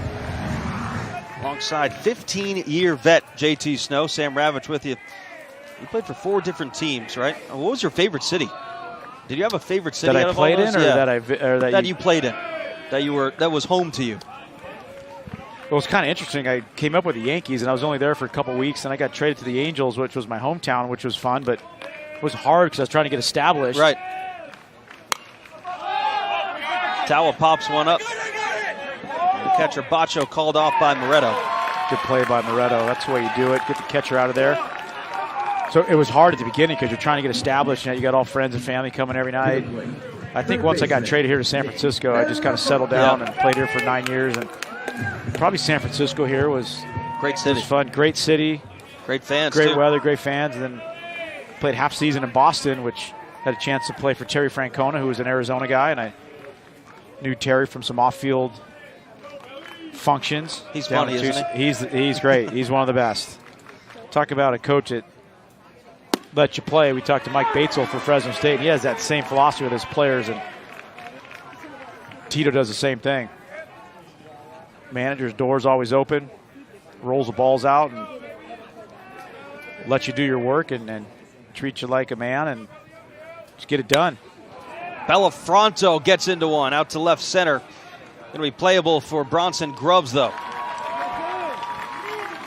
Now on the road, my favorite place was Chicago. Wrigley Field. Yeah. Great city, fun ballpark. Not the best amenities as far as clubhouse and dugouts and stuff, but you walk in there and it's so fun. Old-time baseball, the crowd's great. I mean, it is just a party there every day, especially in the summer. You get there in the summer, you play a day game, and great city. Deep dish pizza, or are you a flatbread kind of guy? I'm a flatbread guy. Yeah. Okay. New York style. New York style, there we go. Pinch hitting for right fielder Nick Bruiser, number 44, Christian Robinson. Christian Robinson will grab a bat and pinch hit here for the Cardinal in the spot of Nick Bruiser. Sophomore from Melbourne, Florida. It's pretty good food here in San Francisco, too. It sure is. You go up into the city, you get just about anything you want.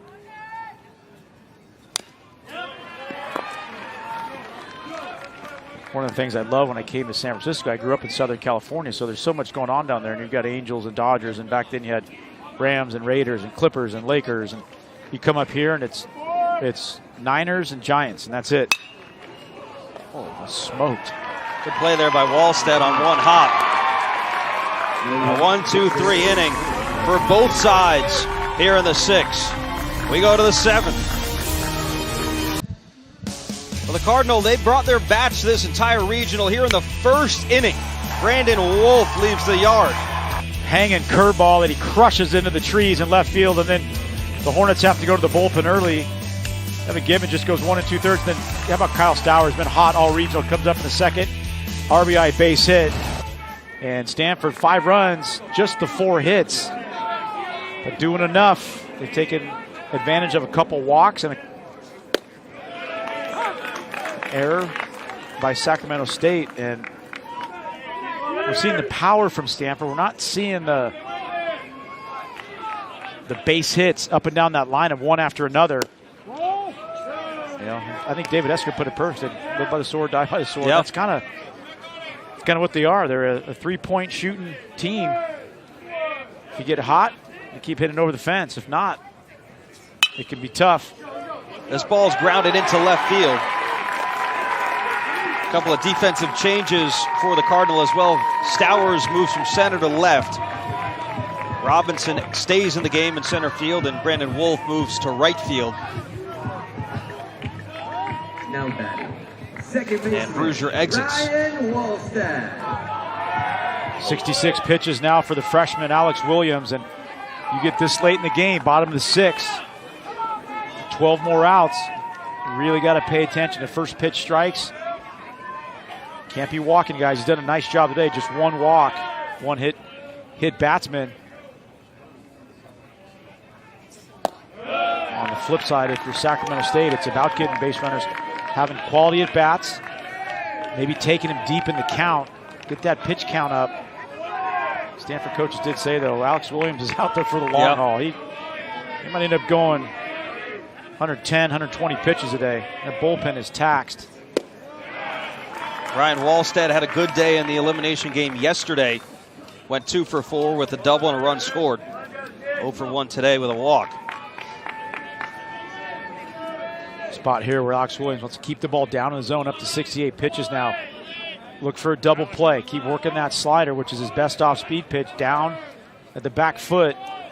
Turn that changeup over, get a ground ball, double play. There you go. See him trying to go down and away. Got a runner on first. That right side of the infield is wide open. You don't want a left-handed hitter to be able to hook a ball through the right side. Gotta limit the base runners if you're Stanford.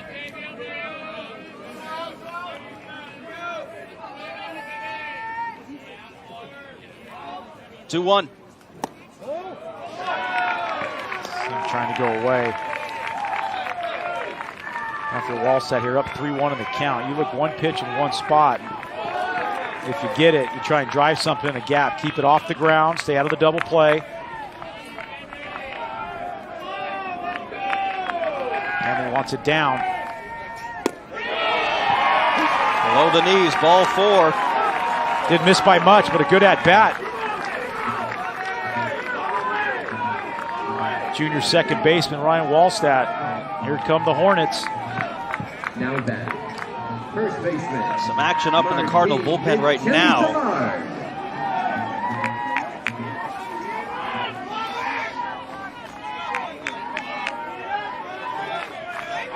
So a single and a walk. The Hornets in business here with nobody out in the bottom of the 6th inning. Sacramento State, you got to be smart on the bases. You can't run into outs. To run the bases with your head up. Be smart. Then Shelly Samard grounds one to second. Flip to Tawa at short, back to first, and a huge double play for the Cardinal. 4-6-3. Hard hit ball, but a good pitch by Williams. He gets the freshman. Samard, what does he do? He goes down and away first pitch, and he's swinging first pitch after he just walked the hitter in front of him. Kinnaman, nice feed to Tawa, the long backhander. Knows he has time because the ball was hit so hard. A good turn by Tawa.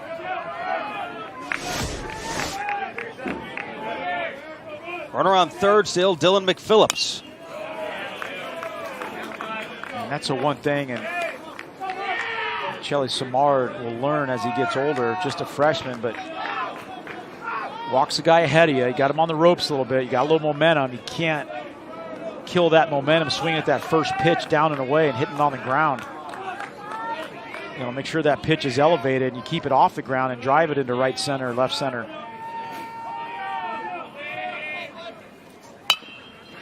Grounded towards short. Long throw for Tawa in time. And the Cardinal get out of a jam here in the bottom of the 6th. A little 4-6-3 double play. They're up 5-1. The Field of Dreams for so many teams starting June 15th in Omaha, Nebraska. Looking forward to that. One team out of here will go to the Super Regionals, where it's a best out of 3. And then you go to the College World Series and double elimination there to get to the College World Series final, which is another best out of 3 series. I need to go one year. I've never been to Omaha for the World Series.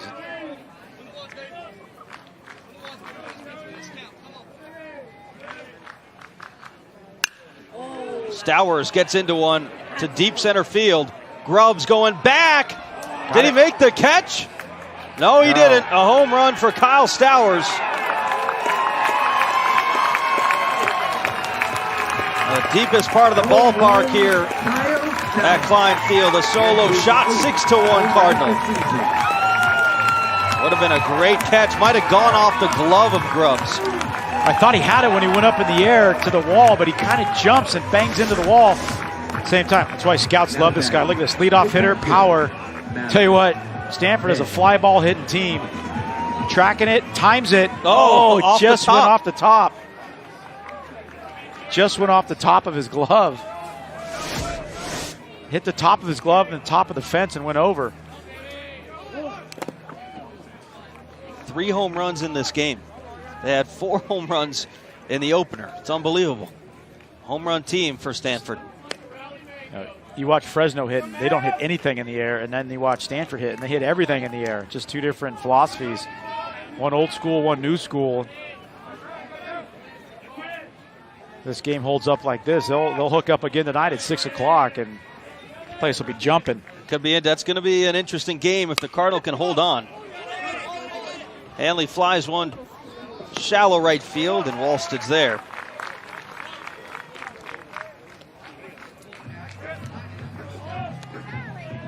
Look at that. 11 of 18 total runs have come on the long ball. They look to drive the ball. A lot of their hitters have a little bit longer swings, but I was saying earlier, that's kind of the new school launch angle. And during the day, we talked about the breeze here will blow out or blow over to left field.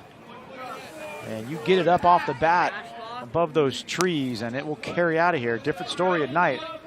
There's a flags out in center field. Great hitting backdrop here. You got the big green screen with all the trees. Really see the ball good here at the plate. First thing hitters look for when they get to a ballpark. What's the backdrop like? How do you beat this place? Not a cloud in the sky. Low 70s. We've had beautiful weather all week and weekend long. No rain delays here. Our friends in the Midwest and the Southeast have been dealing with a little bit of that, but nothing here. Brandon Wolf 1 for 3 today. Count evens 2-2.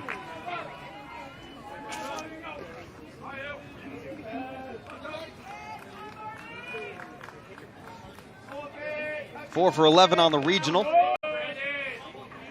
Had a home run back in the first. Dangerous hitter. Hard to get the ball in on him because he's got a short swing. Doesn't get a lot of extension. Doesn't have to. He's a strong young man. See, his arms kind of got shorter arms, so you try and come in on him, and he pulls those hands in. Barrels it up. He usually hits it hard. Oh, that was smoked foul. You know, it's funny. It's one of the things you look at if you're a pitching coach. You look at the other hitters. Look at the body type of a hitter. Look at their height. Look at their arm length. Do they have a long swing, a short swing? How are we going to attack them? Usually you pitch taller guys with longer arms. You crowd them. Shorter guys, you can go away. Going inside, will take a walk.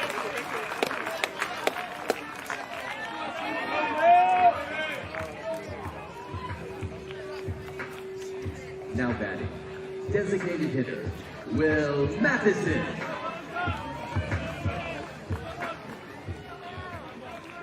Here's Will Matheson now with 1 gone.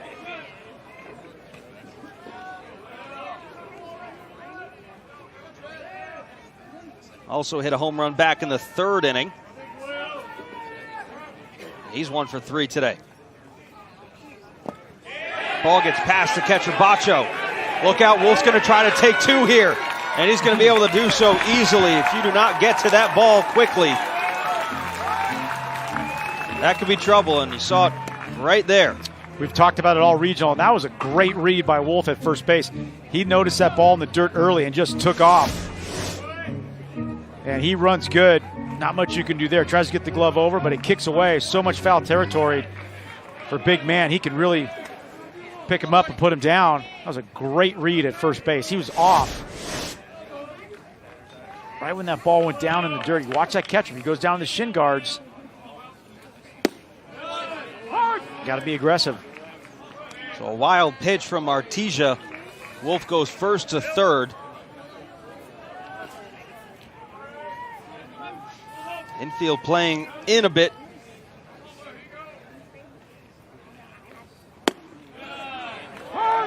Good location there on the outside corner. Yeah, you got to stay in there if you're a right-handed hitter. He's going to pick that outside with that sinker. Infield in, make him get the ball up in the zone. Down in the count 1-2 now. Give in a little bit. You think fly ball to right center. Move up on that plate and look out there.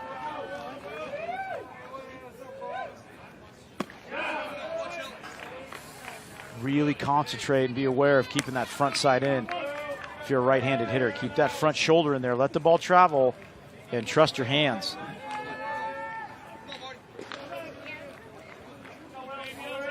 Two balls, two strikes.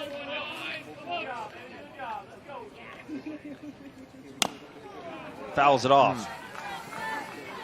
Well, Matheson got the start yesterday, went 5 1/3. Do you think we see Matheson? Is there a chance you can see him again on the mound? You might. They might. I mean, they'll see how if they win this tonight, but you know, if they can get to tomorrow, it's almost like 2 full days off, right? Yep. He had this whole day and then all day tomorrow, and he'll go at night. He might be able to. He only went 5 innings yesterday. He could probably come back and give you a couple.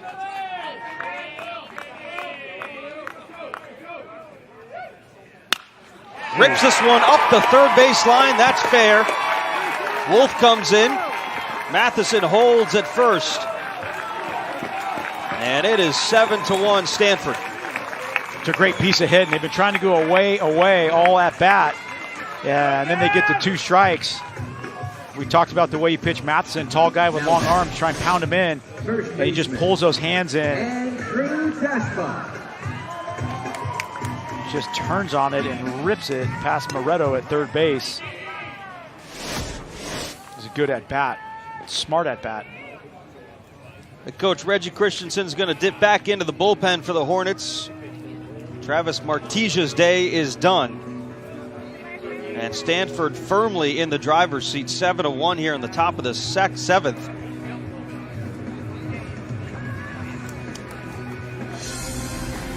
Stanford going to try to hold this one here. Pitching change coming up for the Hornets.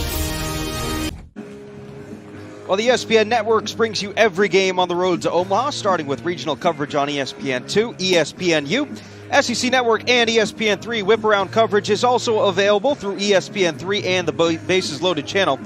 All coverage is available on the ESPN app. Here in Palo Alto, California, the host team Stanford in an elimination game against Sacramento State. Stanford lost last night to Fresno State. They cruised to the regional final, played later tonight. The winner of this one will have to play a doubleheader and face a confident bunch of Bulldogs. Stanford leads 7-1 here, so if they can hold, we'll have a rematch of the winner's game last night.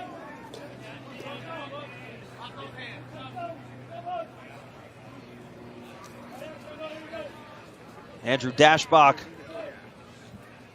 will face off against the new pitcher Stone Chirby for the Hornets. Chirby, a fastball slider guy, came in yesterday against Santa Barbara. Had a rough outing, just won a third of an inning, gave up 2 hits, 2 runs, both earned, and walked 2 and no strikeouts through 19 pitches.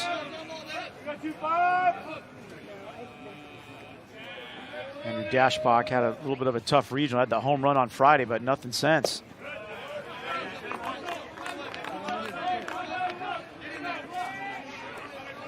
Over 2 today, was intentionally walked back in the 5th inning. Pop out and a ground out. Matheson is over at first after he drove in a run.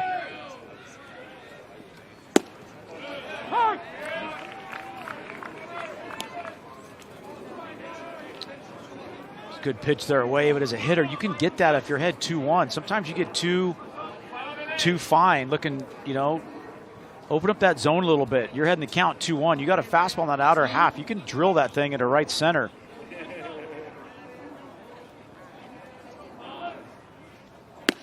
High and away, full count to Dashbach.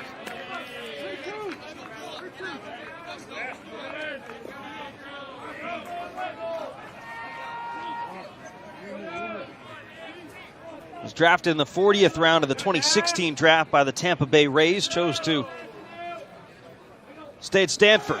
Runner goes outside, ball 4.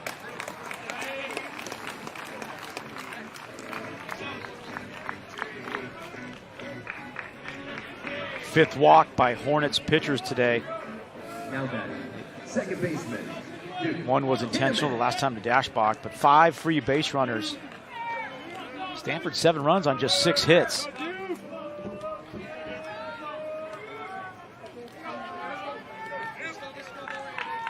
haven't made 1 error. That's 7 free base runners through the first 6 innings. This one hit well out to right. Doyle going back on the warning track, leaping up off the wall. Doesn't make the catch. Everybody had to hold with 1 out. Matheson will score easily. And it's 8-1. Dashbach scoots up to third.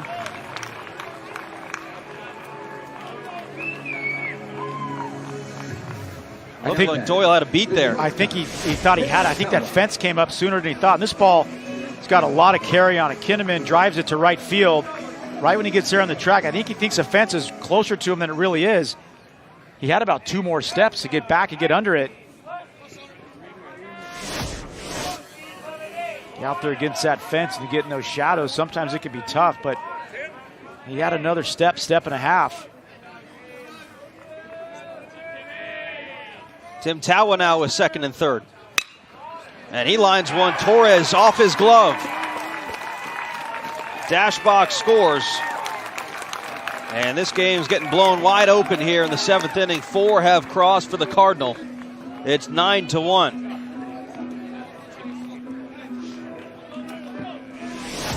Another hard hit ball. Tawa hits this ball right on line. You see the infield in. Just a 1-hop smash. Not much you can do if you keep Torres at short. All you can do is try and catch it, snag it, or knock it down. And that's a tough hop. Stanford's starting to find their stride now. You see him hitting a little more hard ground balls and line drives.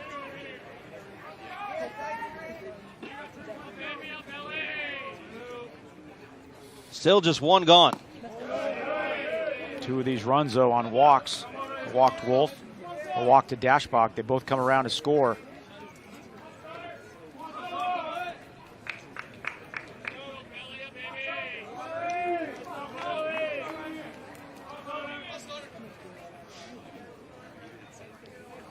Bellafronto 0 for 2. Swings through 1.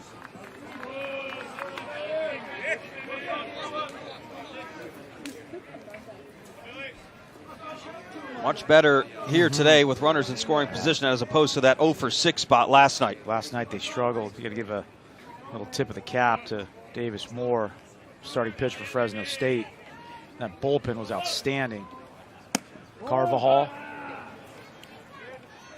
That's the thing. Fresno State has won 2 games. They've only used 4 pitchers. Yep. 2 starters have gotten deep into the 7th and 8th inning. Saw a gem by Ryan Jensen on Friday night against Santa Barbara.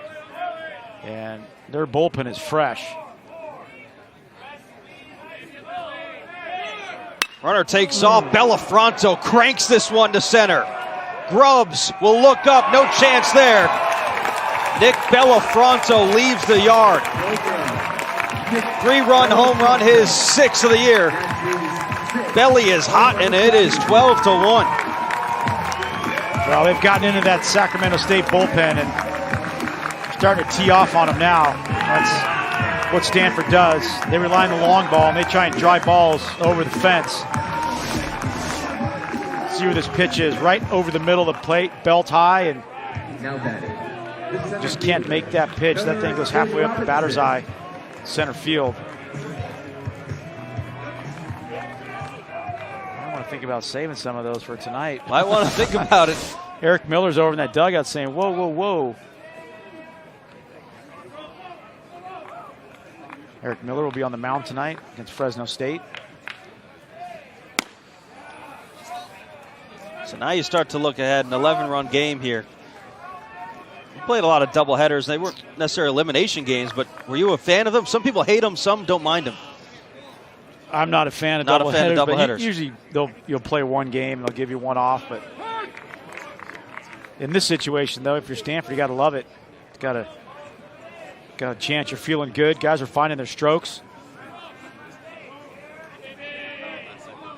Makes for long days of the ballpark for sure. Yes, it does. Well, now you're starting to see, like you were saying, the bats for Stanford get a little hot. Maybe they can keep that going into the second game and make things pretty interesting. You don't have overpowering stuff and you get the ball up in the zone that Stanford can get you because they've got a little bit of length to their swings.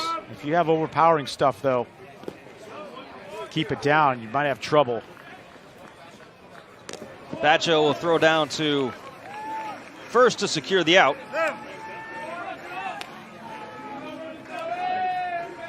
Robinson goes down swinging. Now back to the top of the order. The Cardinals batted around here in the 7th. Stowers got it started with a home run to center field. 2 home runs in this inning. There's your box score. Seeing quite a bit of home runs there and doubles and RBIs all over the place. 4 more. They had 4 on Friday, I believe, against this Sac State team. Not a lot to show last night against Fresno State. That's the home run by Brandon Wolf in the first inning. That was pretty much it.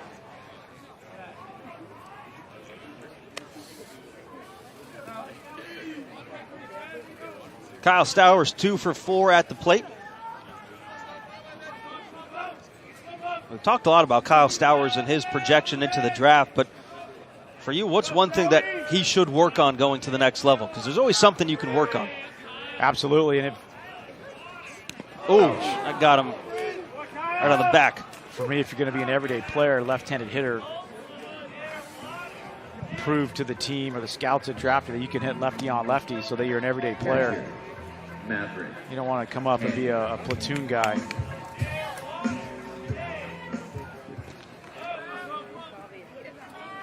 Stone Chirby having to labor here, down by 11. He'll get bigger, he'll get stronger, fill out a little bit more.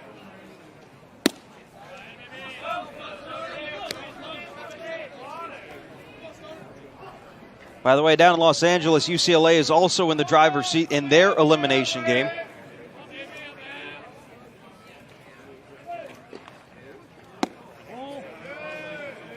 They were leading 9-5 in the top of the 6th inning. Now it's 11-6 after 6 innings, so they're up by 5 there. And they'll go on to face LMU most likely in a regional championship game tonight.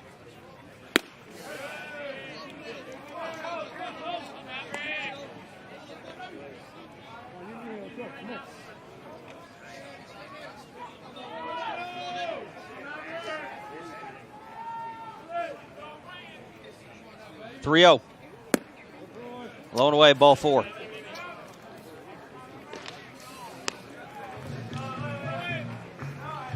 Stone Chirby has not had the best regional. He's struggled yesterday and he's struggled again today.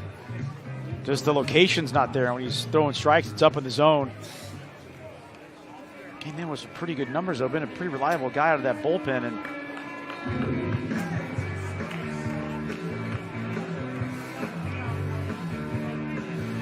Stanford's been really good in the past when facing and in these elimination games, at least to get to regional finals. You know, they've done it the last couple of years. There you see 656 winning percentage over the tournament history, 61-32 when facing elimination.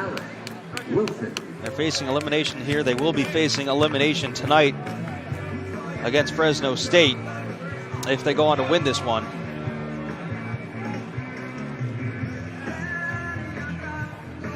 Now, a win for Fresno State advances them to the Super Regionals tonight. A win for Stanford will force a Game 7 that will be played tomorrow night at 7 local time, 7 p.m. here in Palo Alto.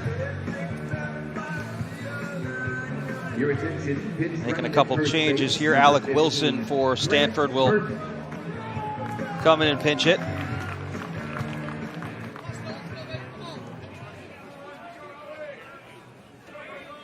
Also a pinch runner, Grant Burton, over at first.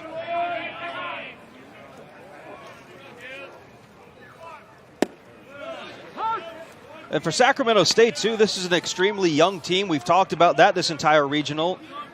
They'll lose 2 seniors on this entire roster. That's it. And then everyone else has now regional experience coming back. Should make for a tough team to play in the WAC conference next season. Good exposure for him, too. I get the win yesterday against Santa Barbara. And a couple games now against Stanford haven't been close, but that does a lot for kids watching or following or being recruited. You know, anytime you can keep getting to those regionals, you get to play in front of some people, play in front of some scouts, and maybe get noticed. Does a lot for your recruiting.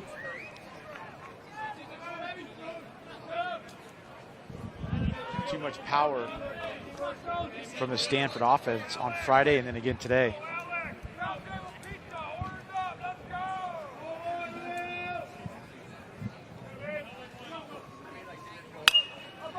Wilson gets under one. Bacho lost it, now racing, won't have a play. Yeah, got a late break.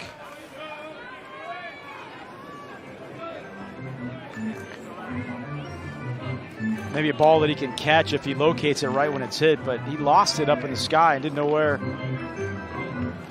it was and then tried to track it.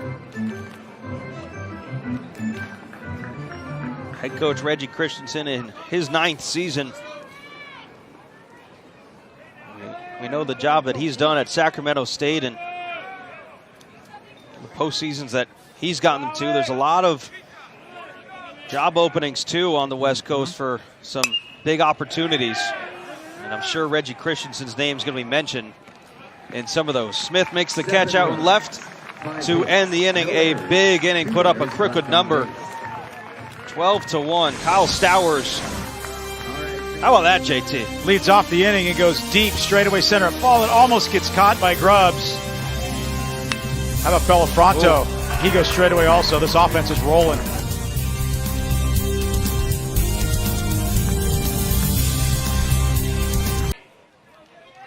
Seven runs for the Cardinal in the 7th. They lead 12-1 here in this elimination game in Palo Alto.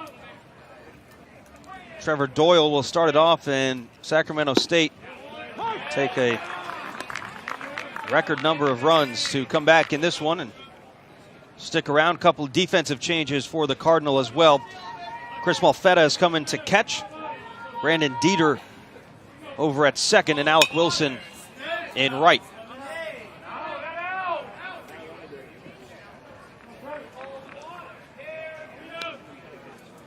So a couple players getting some rest for Stanford as they anticipate playing another one tonight in the regional final. It's a luxury to be able to do that, though. I mean, you have to. Worked hard to get to this point. I was going to say, if you're David Escher over there, you've got your fingers crossed that everybody gets out of this game healthy. Get some of your starters out of there, but hopefully there's nothing freak happening. Still got 2.5 innings to go. Keep riding Alex Williams, now up to 78 pitches. He's done a great job. True freshman from Castro Valley, California. And for the most part, he has kept that ball right in the strike zone and trusted his defense for this game. Been pretty good. Just 2 walks on the day. He hit a batter in the 3rd inning. Other than that, him and Maverick Hanley have worked really well together. Another strikeout there for Alex Williams. That's his 6th of the day. To the plate, center fielder, Bronson Grubbs. Pretty good changeup right here. Just turns it over. And we talked about his sliders, his best off speed. His changeup is still developing, but that was a pretty good one right there. And keeps up that arm speed. That's the key on a good changeup. Keep that arm speed up and make it look like a fastball out of your hand. Good changeup will go 15 to 18 miles an hour slower than your fastball. Throw 90 with that change about 75.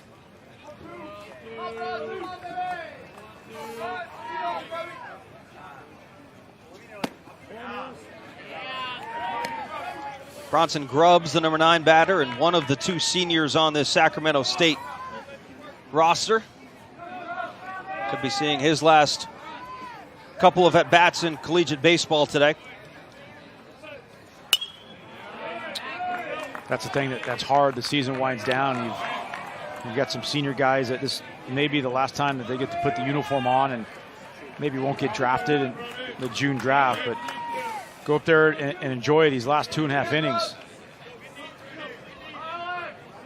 If you're hitting, go up there and have a good at-bat, swing that bat. If you're on defense, make a play.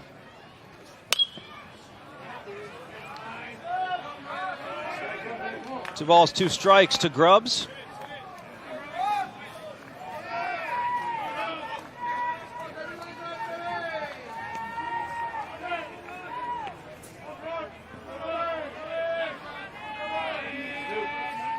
Played for 4 seasons for head coach Rob Rinaldi at Pleasant Grove High School in Elk Grove, California. Grounds one slowly back up the middle. Tawa spins, fires, not in time. Grubbs with speed beats it out.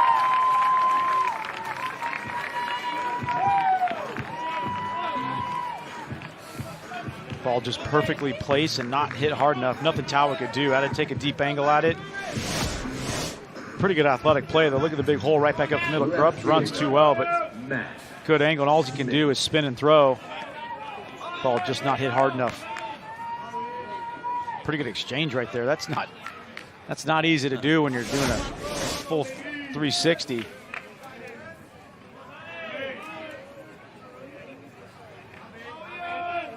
Top of the order, Matt Smith.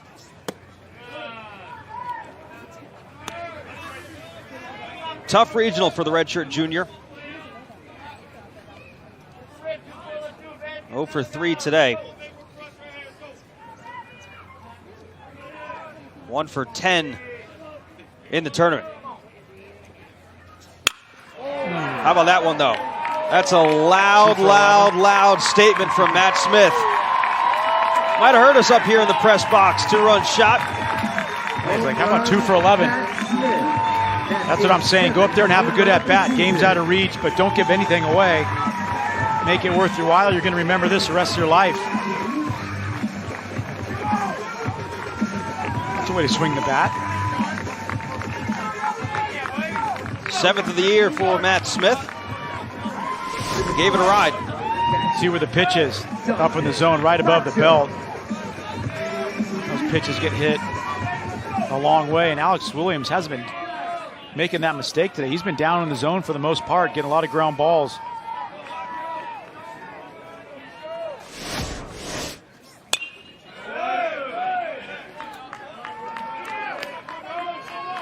Now 9-run deficit for the Hornets.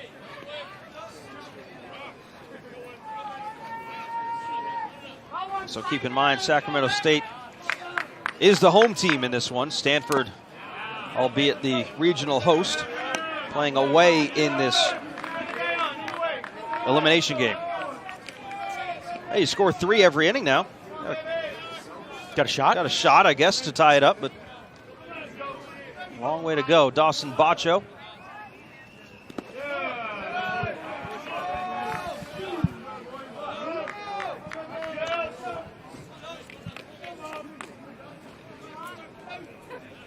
Exactly what Stanford needed, though, from Alex Williams today. It could have gone one of 2 ways. If Williams gets knocked out early, this is a much different game. This one's hit hard out to right center field. Long run going for Robinson in center. Makes the catch. 2 down.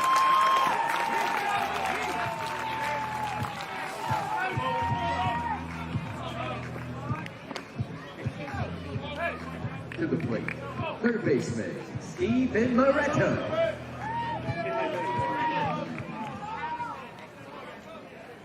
Steven Moretto now, the sophomore. certainly caught the eye of Mr. JT Snow in this one. His defensive play has also gotten it done with a bat, 1 for 3 today. He's made some great plays down there. You're right, he has caught my eye. Good feet and good hands. Strong arm, and it's that swing worked out just a little more. Hits the ball hard.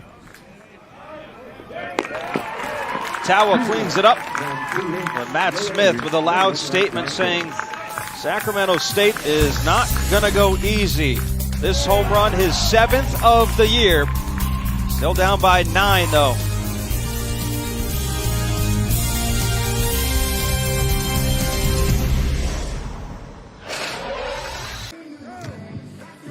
And we're back here at Palo Alto. Stanford comfortably with a 12-3 lead as we head to the top of the 8th inning. Welcome back to the NCAA Baseball Regionals presented by Capital One.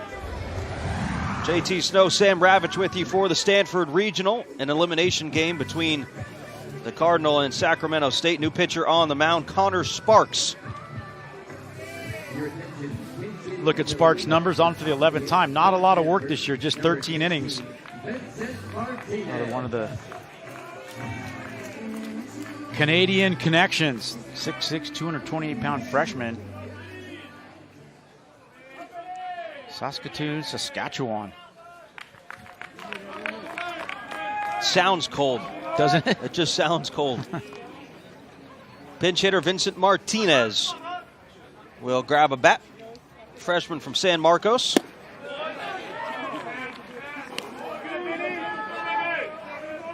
Eighth at bat of the year, batting .286.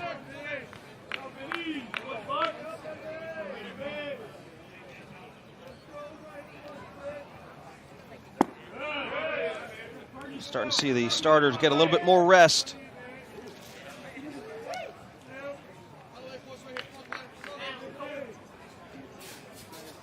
Stanford starts to gear up for a regional championship game tonight. Back to Sparks, snaps it, throws to first. They did what they had to do, come out and take Sacramento State out of this early. To the plate. Get some guys some rest and get geared up. Andrew Dashba. It's not out of the realm. You can still do it. You got to win 2 more, but tough team they're going to face tonight in Fresno State. They've looked like the best team in this regional so far. All aspects of the game, pitching and hitting, defense. Just attitudes, too. A bunch of aggressive players that just are relentless. Don't strike out, put the ball in play, hit it hard on the ground.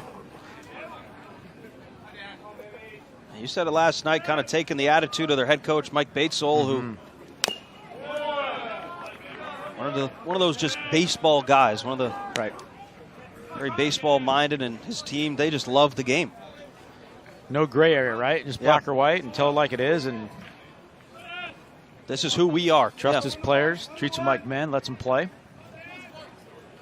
If you mess up, he'll call you on it. Dashbach lines one out to right field. Doyle's there for out number 2.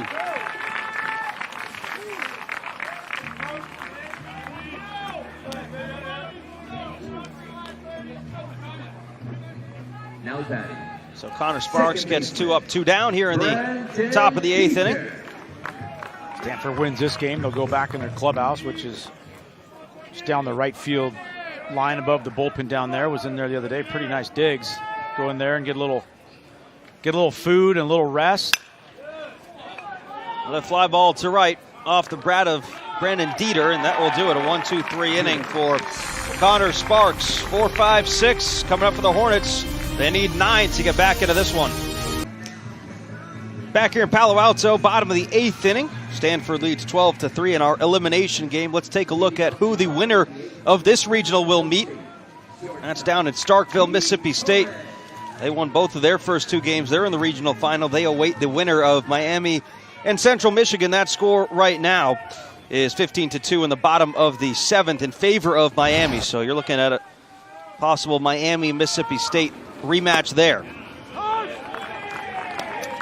Pretty crazy, right? Shows you how important pitching is. Yeah. They lose 6-5 to Central Michigan. Now you're beating them 15-5.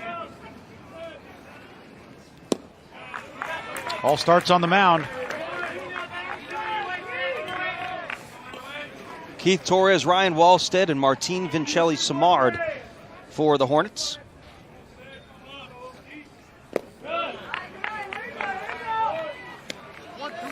Dieter moved over to shortstop. Tim Tawa taken out for some rest. Also, Austin Kretschmar comes in, plays second base.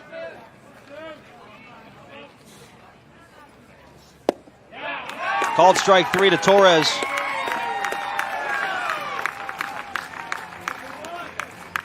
You said it. Alex Williams needs to go deep into this one, and he's done exactly that. Unbelievable start. Up to 97 pitches, and just exactly what they wanted.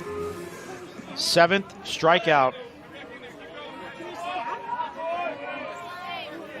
4 swinging and 3 looking. He's got good stuff. He's just a true freshman. Great line. He's going to just get bigger and stronger. A bright future here at Stanford. Alex Williams.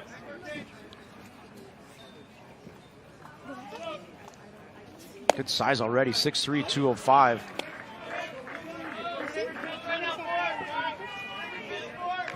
Not a big strikeout guy yet. Just came into this game with 35 strikeouts and 54 in the third, but only 6 walks. Grounded to second. Kretschmar is there, and 2 gone. Those 7 strikeouts for Williams, that's a career high. Pitched his best game when they need him the most. That's 100 pitches on the day, 66 and 34, pretty good ratio. You talk about the development of some of these younger players. You know, you play for college in the regular season, then summer ball is another spot a lot of these guys go. Cape Cod League, there's so many other leagues popping up all across the country. These guys go play in Alaska. Had a chance to play in both those spots. Alaska after my freshman year at Arizona, and I went to the Cape after my sophomore year. Pretty eye-opening starting to hit with that wood bat. Yeah. That's what a lot of players say, that part is sometimes can be more enjoyable during than the season, because literally your job is to just go play baseball. That's it. You live with a family. That wood bat experience is so crucial, though, at that time in your career. You learn how to get that barrel to the ball real quick, or else you start breaking bats left and right off the end and off the hands, and you learn how to hit pretty fast. You learn how to shorten up your swing, that's for sure. How many bats do you think you broke in your day? Career? You think you could count? I didn't break many, but yeah, probably impossible to.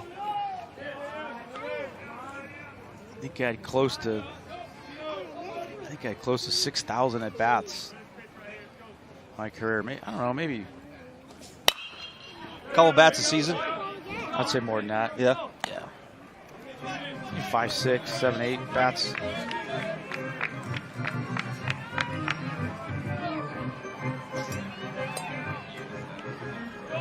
When you face the number 1 and number 2 guys that had good sinkers or good sliders, you always went with your backup bat. Called strike 3. 8 Ks for Alex Wilson today. A job well done for that man right there. Standing ovation from the Cardinal faithful, and he deserves it. Yeah, great outing. That changeup has been on all day long. Not his best off-speed pitch, but he's had it working today, and Stanford looking good for tonight.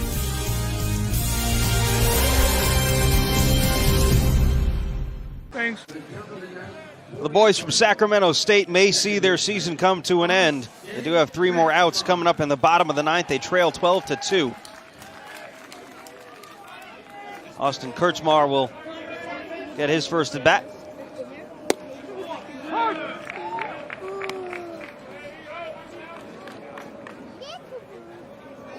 Getting a lot of the younger guys, freshmen, into the game and getting some postseason experience. Yeah, good experience. Might have to use them later tonight, or if they can get to a game tomorrow. When it's all hands on deck, I mean, you're going to make defensive switches. You're going to pinch run for guys if you have to. Need a big run. 12th at bat of the year for Kurtzmar.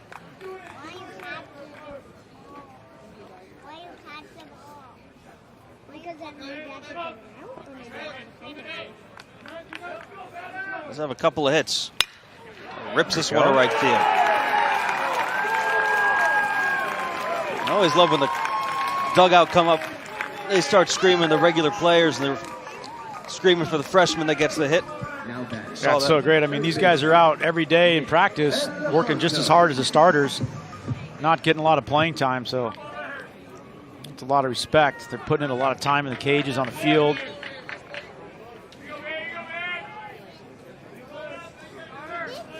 Get up there and hang out a line drive to right field. It's pretty good stuff. Nick Bellafronto, one of the few everyday guys, as the ball gets past the new catcher, Michael Birch, back there.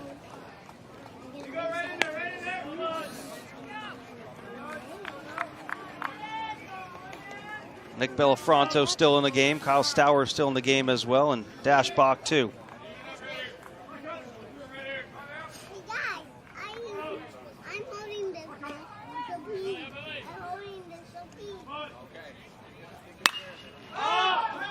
Popped up to right field.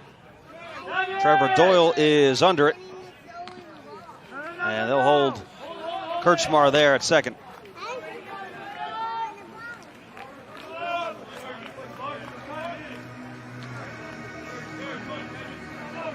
I think everybody in the Stanford dugout knows that they're going to have to put together a very similar performance to what they put together today if they want to match the offense and intensity of Fresno State later on this evening.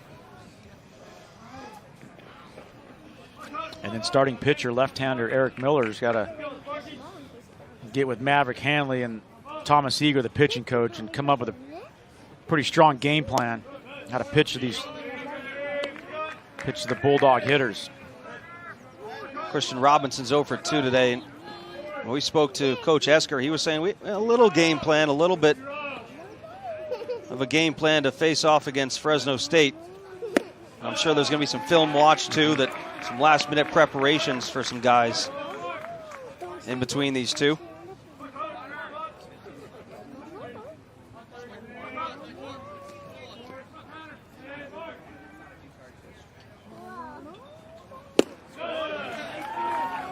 One, two to Robinson.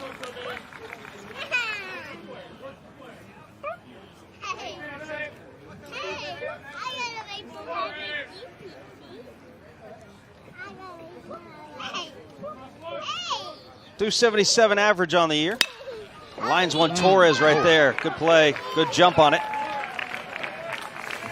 That ball was smoked. Good first step by Torres at short. That ball, he was almost moving to the spot as that ball was being hit. That's how you can tell a guy's got good instincts and good awareness. Zach State going to go back to the bullpen. So Coach Reggie Christensen grabs the ball from Sparks. They'll dip back into the bullpen, down 9 here in the 9th.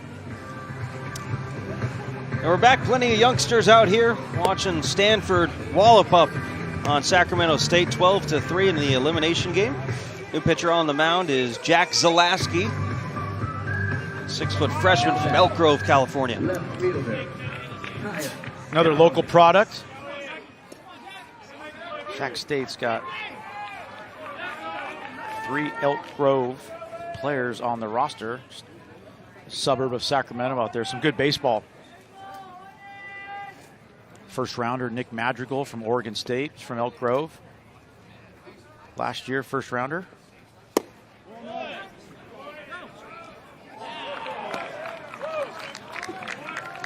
Plays Kyle Stowers here with 1 gone. Runner on second for the Cardinal. 2 for 4 with a home run. Another good day for Kyle Stowers.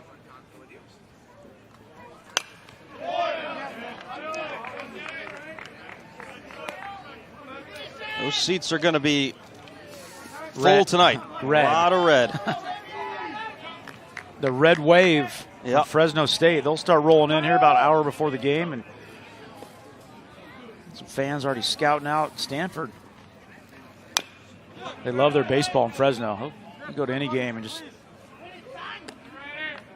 the pipeline, the high schools down there, all the schools at Clovis, Buchanan High School.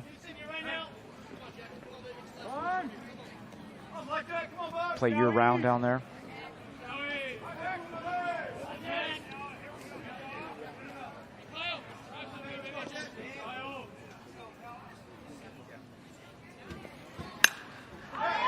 Stowers reaches for one, flies it to center field. Bronson Grubbs is under there. So last 3 outs. They need 9 runs, 7, 8, 9, 2 up for the Hornets. Bottom of the 9th inning, 12-3, Cardinal out in front and in the driver's seat all game long. Big 7 spot put up in the 7th inning really did Sacramento State in. Alex Williams will remain on the mound and try and go the complete game. 8 Ks, a career high for the right-hander.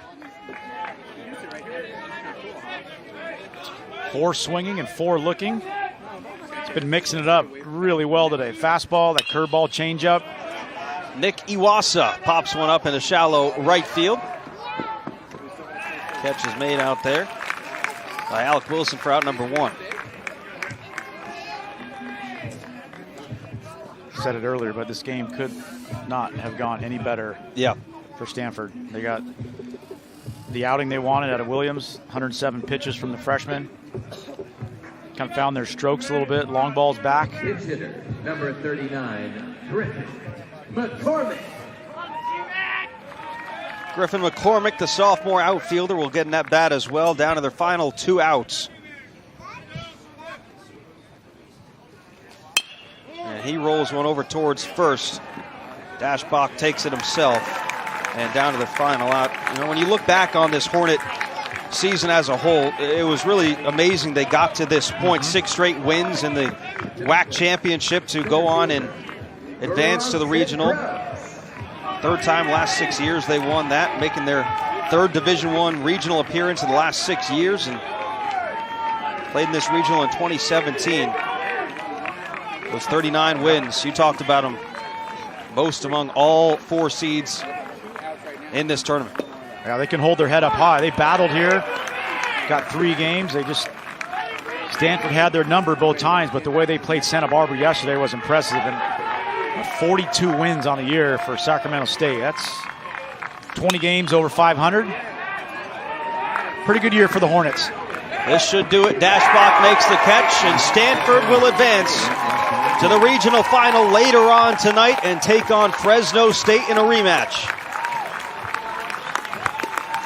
12-3, the final score. The Cardinal riding high, at least for the time being. The offense was powerful today, but the real story of the game was how about Alex Williams, the complete game. You just don't see complete games anymore in college and any level of baseball. Yeah, really anywhere. You don't really see too many complete games played. And Alex Wilson, career high, 8 strikeouts today. He was amazing. Good conversation there between Coach Esker and Reggie Christensen. Take a look at our updated bracket for now. The regional final tonight, Fresno State won their first 2 games. A win for Fresno State will advance them to the super regional round. A win for Stanford would force a game 7 tomorrow night. So a lot on the line for the host team, and Fresno State, they're a confident bunch, and they come in really hot offensively and on the mound. Well, it's going to be a great atmosphere. It'll be a big crowd, a lot of red in the stands.